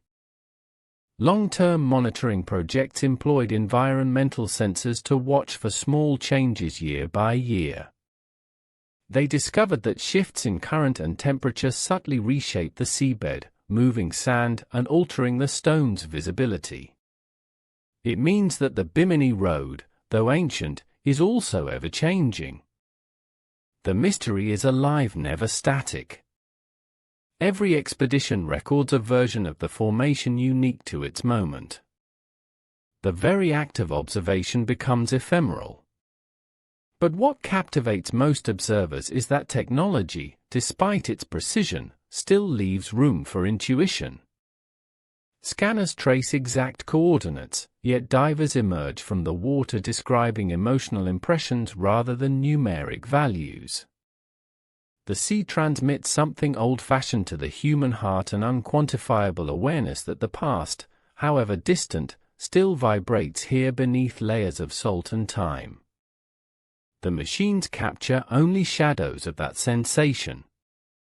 Sometimes, when reviewing footage late at night, researchers admit to seeing shapes the brain knows cannot exist: doorways, corridors, even faint carvings that dissolve when replayed. The mind fills absence with meaning, trying to decode nature's designs. The Bimini site has become a continuous test of perception, a dialogue between human imagination and technological observation. And technology, sophisticated as it has become, cannot always separate truth from the allure of symmetry. Even now, new explorations continue. Deep-sea drones glide beyond Bimini, scanning other Bahamian plateaus, following the hint that similar alignments might run beneath the wider continental shelf. Some maps reveal faint patterns: rows, circles, zigzagging paths across the seabed. To some, these are geological coincidences; to others, confirmations of a greater blueprint connecting the ancient world to these islands. The data, as always, feeds both reason and story in equal measure. Every discovery renews the paradox. The clearer we see, the more we realize how much lies beyond sight. The more precise the images, the deeper the mystery's heart becomes buried in perception. The Bimini Road is not hiding answers, it is teaching explorers that truth is not a single revelation but a movement between questions, much like the rolling tide that covers and uncovers the stones each day.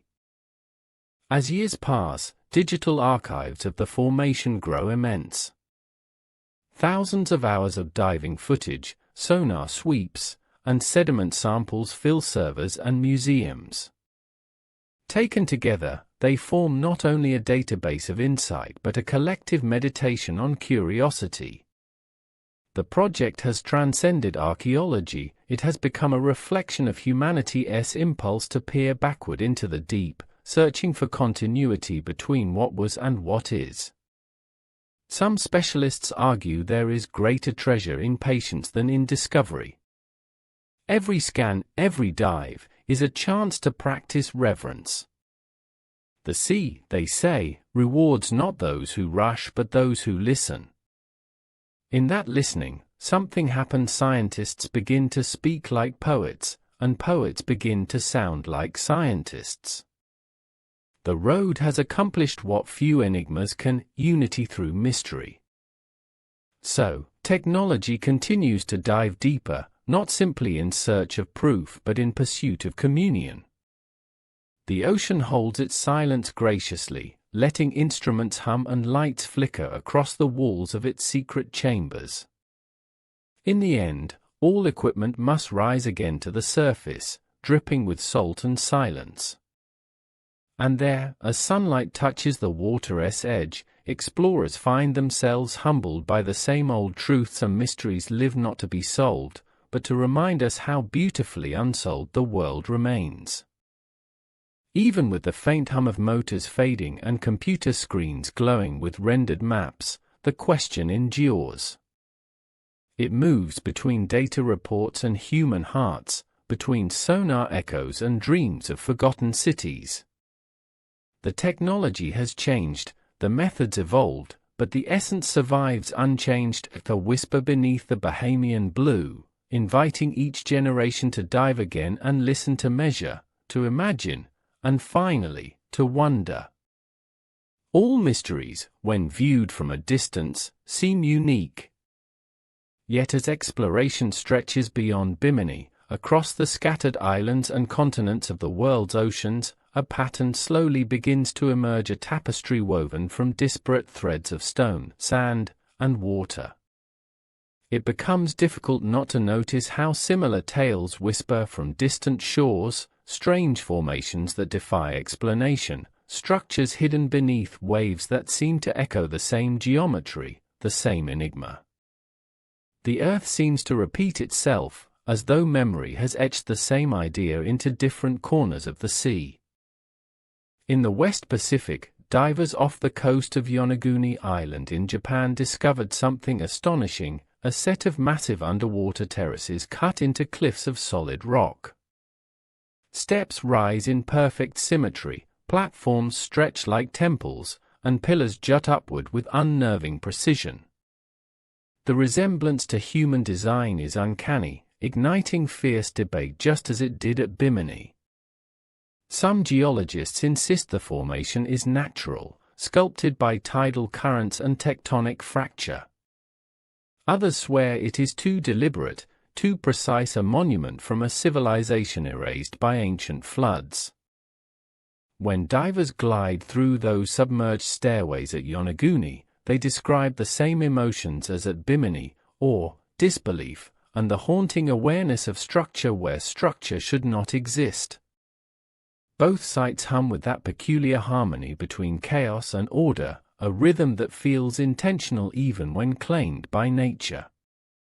The question repeats, echoing through the water's vastness: did humanity forget its first chapters, or did the planet simply play builder long before humans conceived the idea of architecture?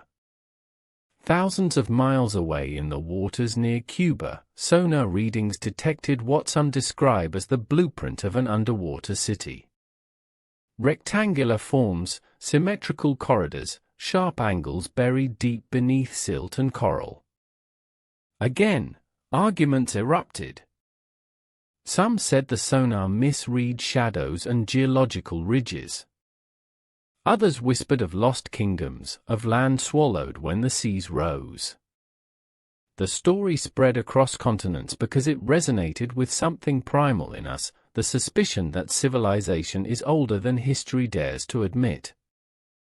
Off the coast of India, in the Gulf of Kambat, oceanographic surveys revealed stone formations resting hundreds of feet below the surface.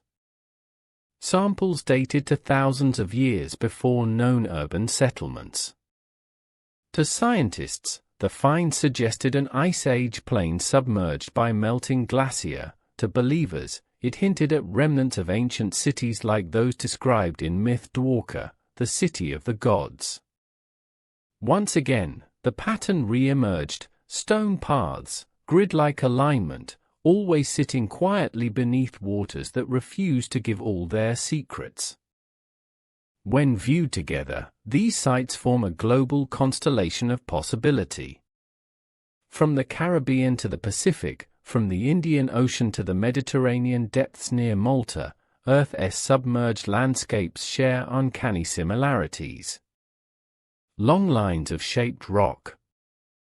Perfect 90-degree turns beneath blue dim light. The suggestion of stairways, pyramids, roads, harbors. The sea conceals them, preserving their mystery, and humankind peers through glass and screen trying to collect meaning from fragments of pattern. Some researchers propose a unifying theory that these underwater features might mark the edges of coastlines during the last great ice melt between 10 and 12,000 years ago. If so, they belong to an epoch when human societies were emerging from the long shadow of survival into the dawn of civilization. Perhaps these formations are the unintended memorials of that transitional age, half natural, half adapted by early humans. They would not contradict science, they would expand it, revealing that even in prehistory, humankind shaped its landscape more subtly than we realized.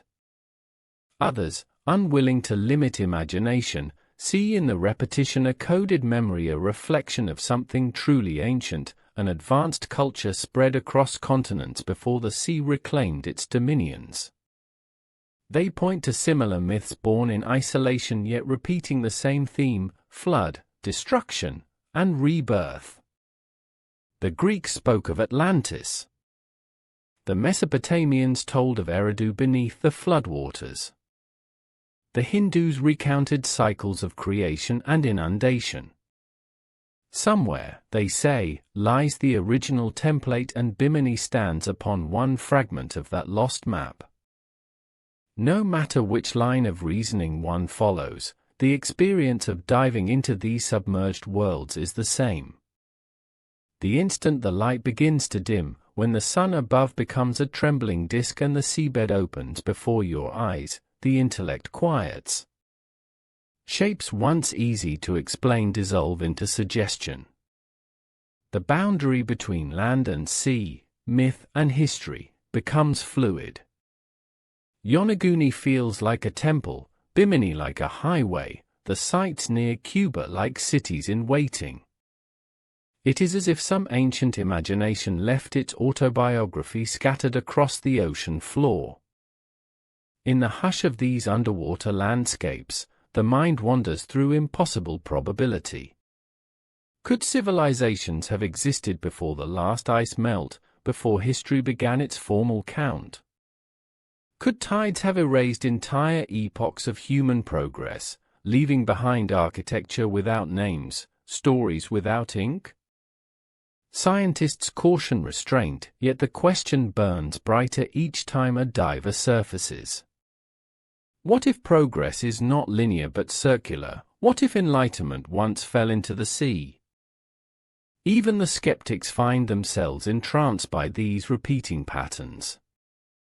One geologist who dove at both Bimini and Yonaguni confessed that, though convinced of natural origin, he felt the same emotional gravity at each site, a pull that defied data.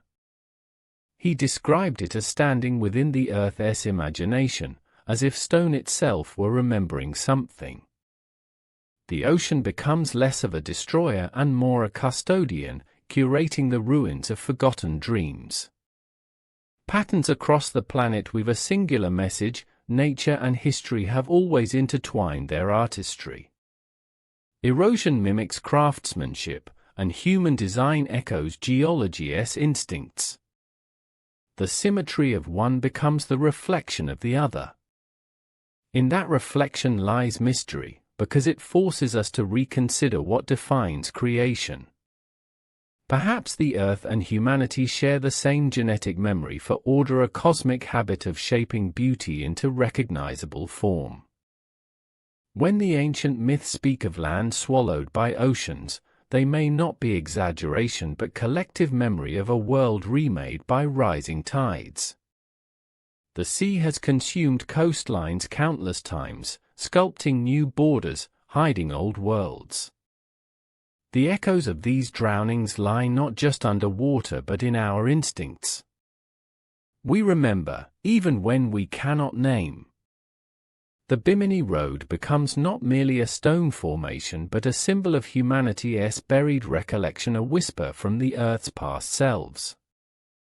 As technology stretches further, explorers begin to connect these dots across continents.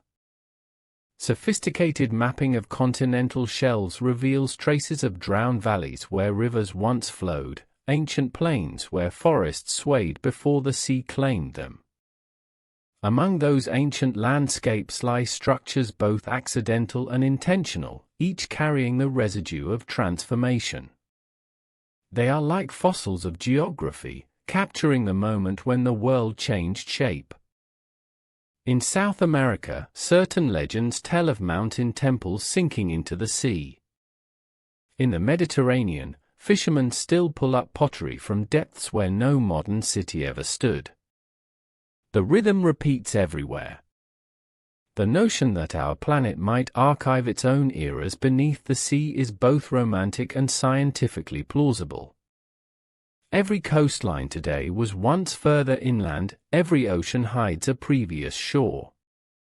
The Bimini Road is only one page of that great underwater library.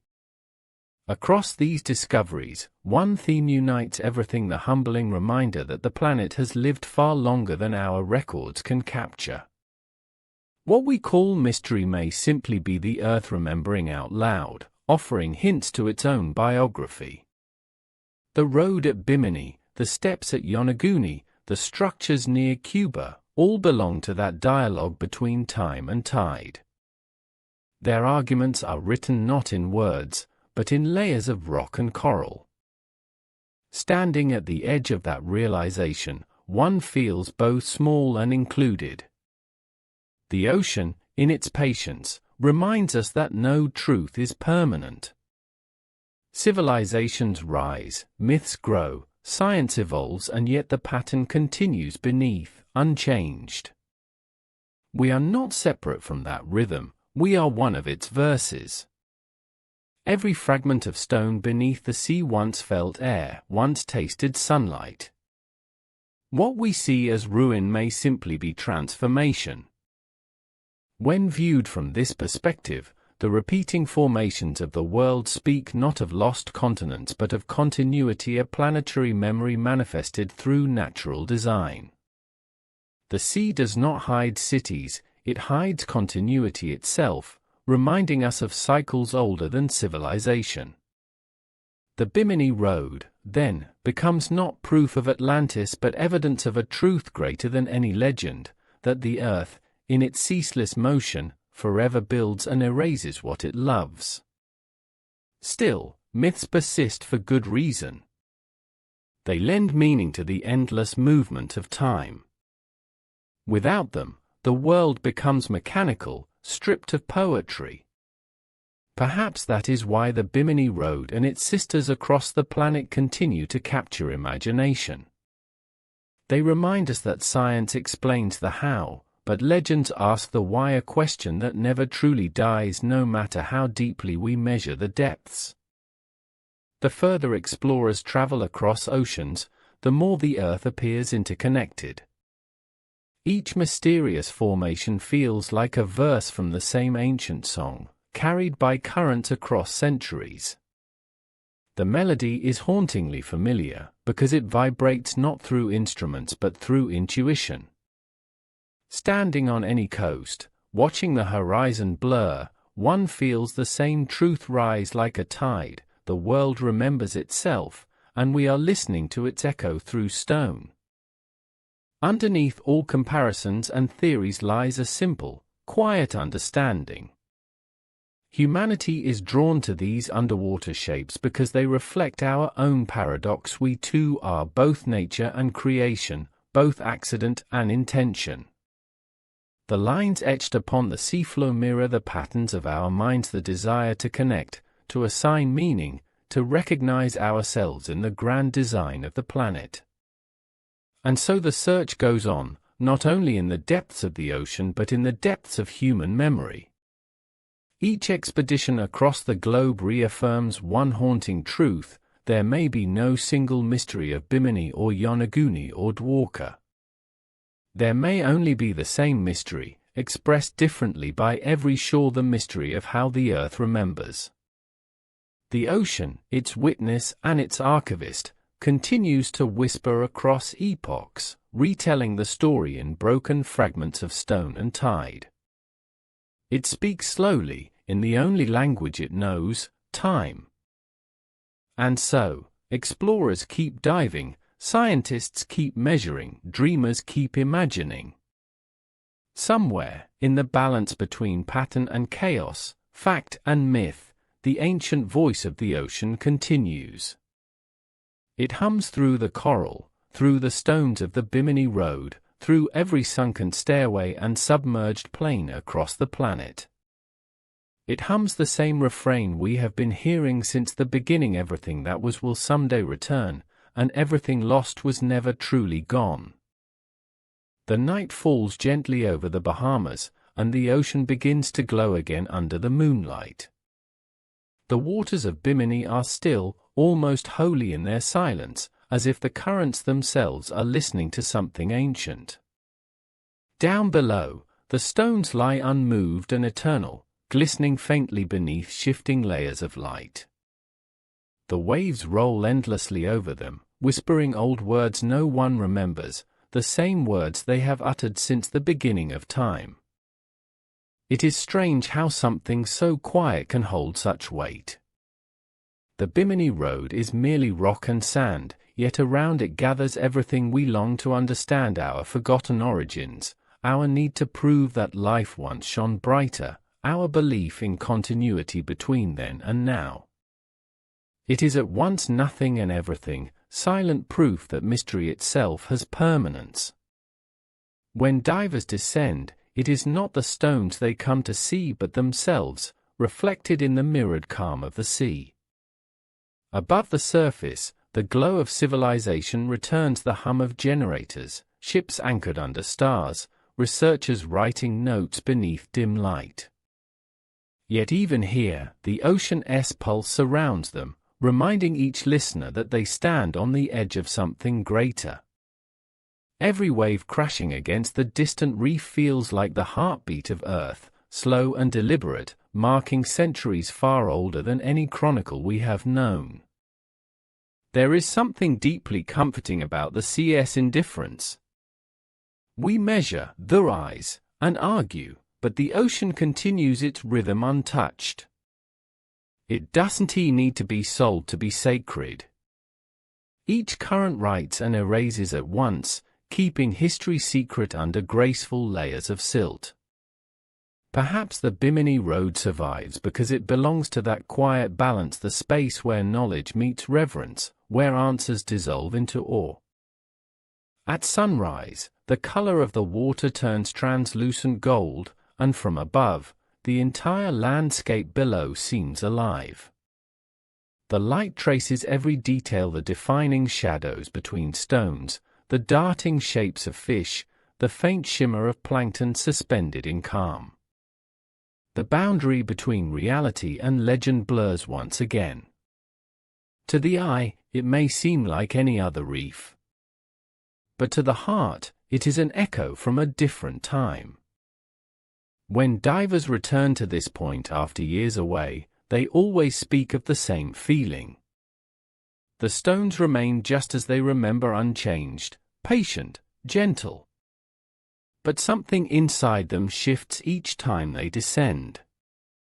The mystery does not yield to explanation, rather, it deepens as they grow older. Bimini becomes a mirror not only of lost civilizations but of human aging, a proof that understanding rarely arrives as conclusion, but as acceptance. The road beneath the waves does not lead anywhere, yet everyone who follows its curve feels guided. Perhaps that is its true design. We search, not for an ending, but for communion with the unknown. That sense of quiet direction, that invitation to wonder, may be the purest path ever built. In the hush of the ocean, the road teaches patience, thoughtfulness, and humility, all qualities our ancestors may have held close before being swallowed by the sea.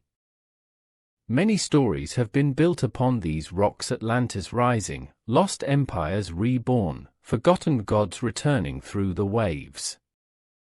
But perhaps the real story is simpler and far more beautiful. The Bimini Road does not reveal a vanished world, it reminds us that mystery itself is the most ancient presence on Earth. It stands as symbol, untouched by time, of how wonder keeps humanity alive. In the long history of the world, there have always been places that lie between understanding and faith. Stonehenge, the pyramids, Machu Picchu, Yonaguni, and here, in this quiet corner of the Caribbean. Each teaches us the same quiet lesson, that the pursuit of meaning is not weakness but devotion, the soul's way of paying respect to the unknown. The Bimini Road belongs among them, not for what it proves, but for what it keeps beautifully unresolved. The sea often works as the Earth's great memory. It preserves what the wind forgets, holds fragments of stories too old for paper. If one could listen deeply enough beneath the noise of human reason, perhaps one would hear faint whispers rising from beneath the limestone. They say not I was here, but simply remember. That single word binds humanity across ages, across continents and myths, across everything we have lost. Those who believe in Atlantis are, in truth, believers in memory. They carry the intuition that not all knowledge comes from maps or books, that some truths are felt more than they are proven. Whether the lost continent ever stood or not is perhaps irrelevant. The idea itself, the yearning for an age of harmony drowned but unforgotten, may be the oldest hope humanity carries. In that way, the sea is not a wall that divides us from the past, but a bridge to it. Every current that moves above Bimini connects the Atlantic to the Pacific, the Caribbean to the Mediterranean, the known to the unknown. It is a reminder that all mysteries are one ocean apart, and that every searcher seeks the same illumination by different names. When we dive beneath the surface, we are not exploring other worlds, we are visiting the hidden chambers of our own memory. Every diver who descends onto the Bimini stones hears the same symphony, the hum of their breath, the hiss of bubbles rising like silver bells, the quiet ache of distance pressing through the water. It is here, in silence, that the scale of time reveals itself. The stones do not belong to one age, but to all ages. They are a language that exists beyond civilization, written in the grammar of patience. Some nights, the ocean around the islands is perfectly still, so quiet that one can hear their own pulse echoing in their ears. Looking outward, it seems the horizon extends forever in silver tones. It's easy then to believe that something ancient is still awake beneath the surface. Not as ruin or remnant, but as awareness, a consciousness old as the planet itself, watching through coral and current as we seek its reflection.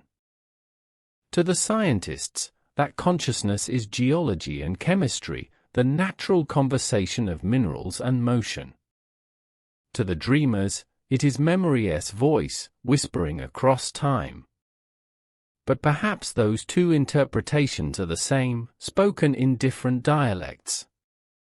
Nature, after all, is both physical and spiritual. Its designs can survive analysis without losing mystery. Decades from now, perhaps technology will unravel the formation's last secret. Or perhaps it will confirm once and for all that the Bimini Road is natural. Yet neither outcome will change what it has already accomplished. The sight has united opposites, faith and evidence, logic and wonder that rarely coexist peacefully. That, in itself, is a miracle worthy of preservation. When the world above feels loud and hurried, the thought of those silent stones beneath the sea brings instant calm. Knowing they are there, undisturbed, older than civilization, somehow steadies the heart. It is as if the ocean keeps them as a kind of compass, pointing not to direction, but to depth, teaching us how to stay still and listen to eternity.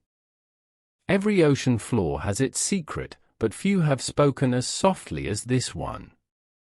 The Bimini Road, whether highway or illusion, continues to hum its quiet truth beneath the tide, that the world is wider than our comprehension, and time more generous than our understanding. And so it remains, half legend, half landscape, alive in both the sea and the mind.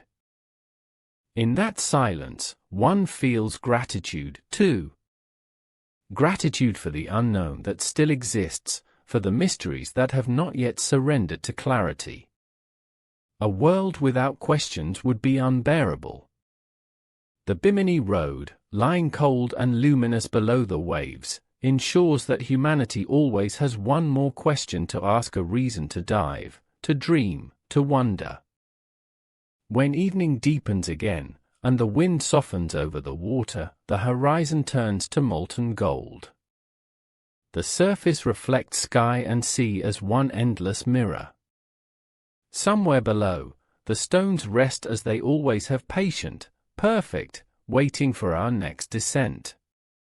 And above, the stars rise, their light connecting sea to sky like a promise between worlds. The mystery continues, infinite and kind. Thank you, dear listener, for joining this long journey through time and water. Whether you came with skepticism or faith, your curiosity has kept this road alive. As the last sounds of the ocean fade tonight, let them remind you that mystery is not the absence of knowledge, it is the presence of wonder. The Bimini Road does not ask us to solve it, only to listen. And so we end here, where every question begins again with silence, salt, and eternity beneath the waves. Good night.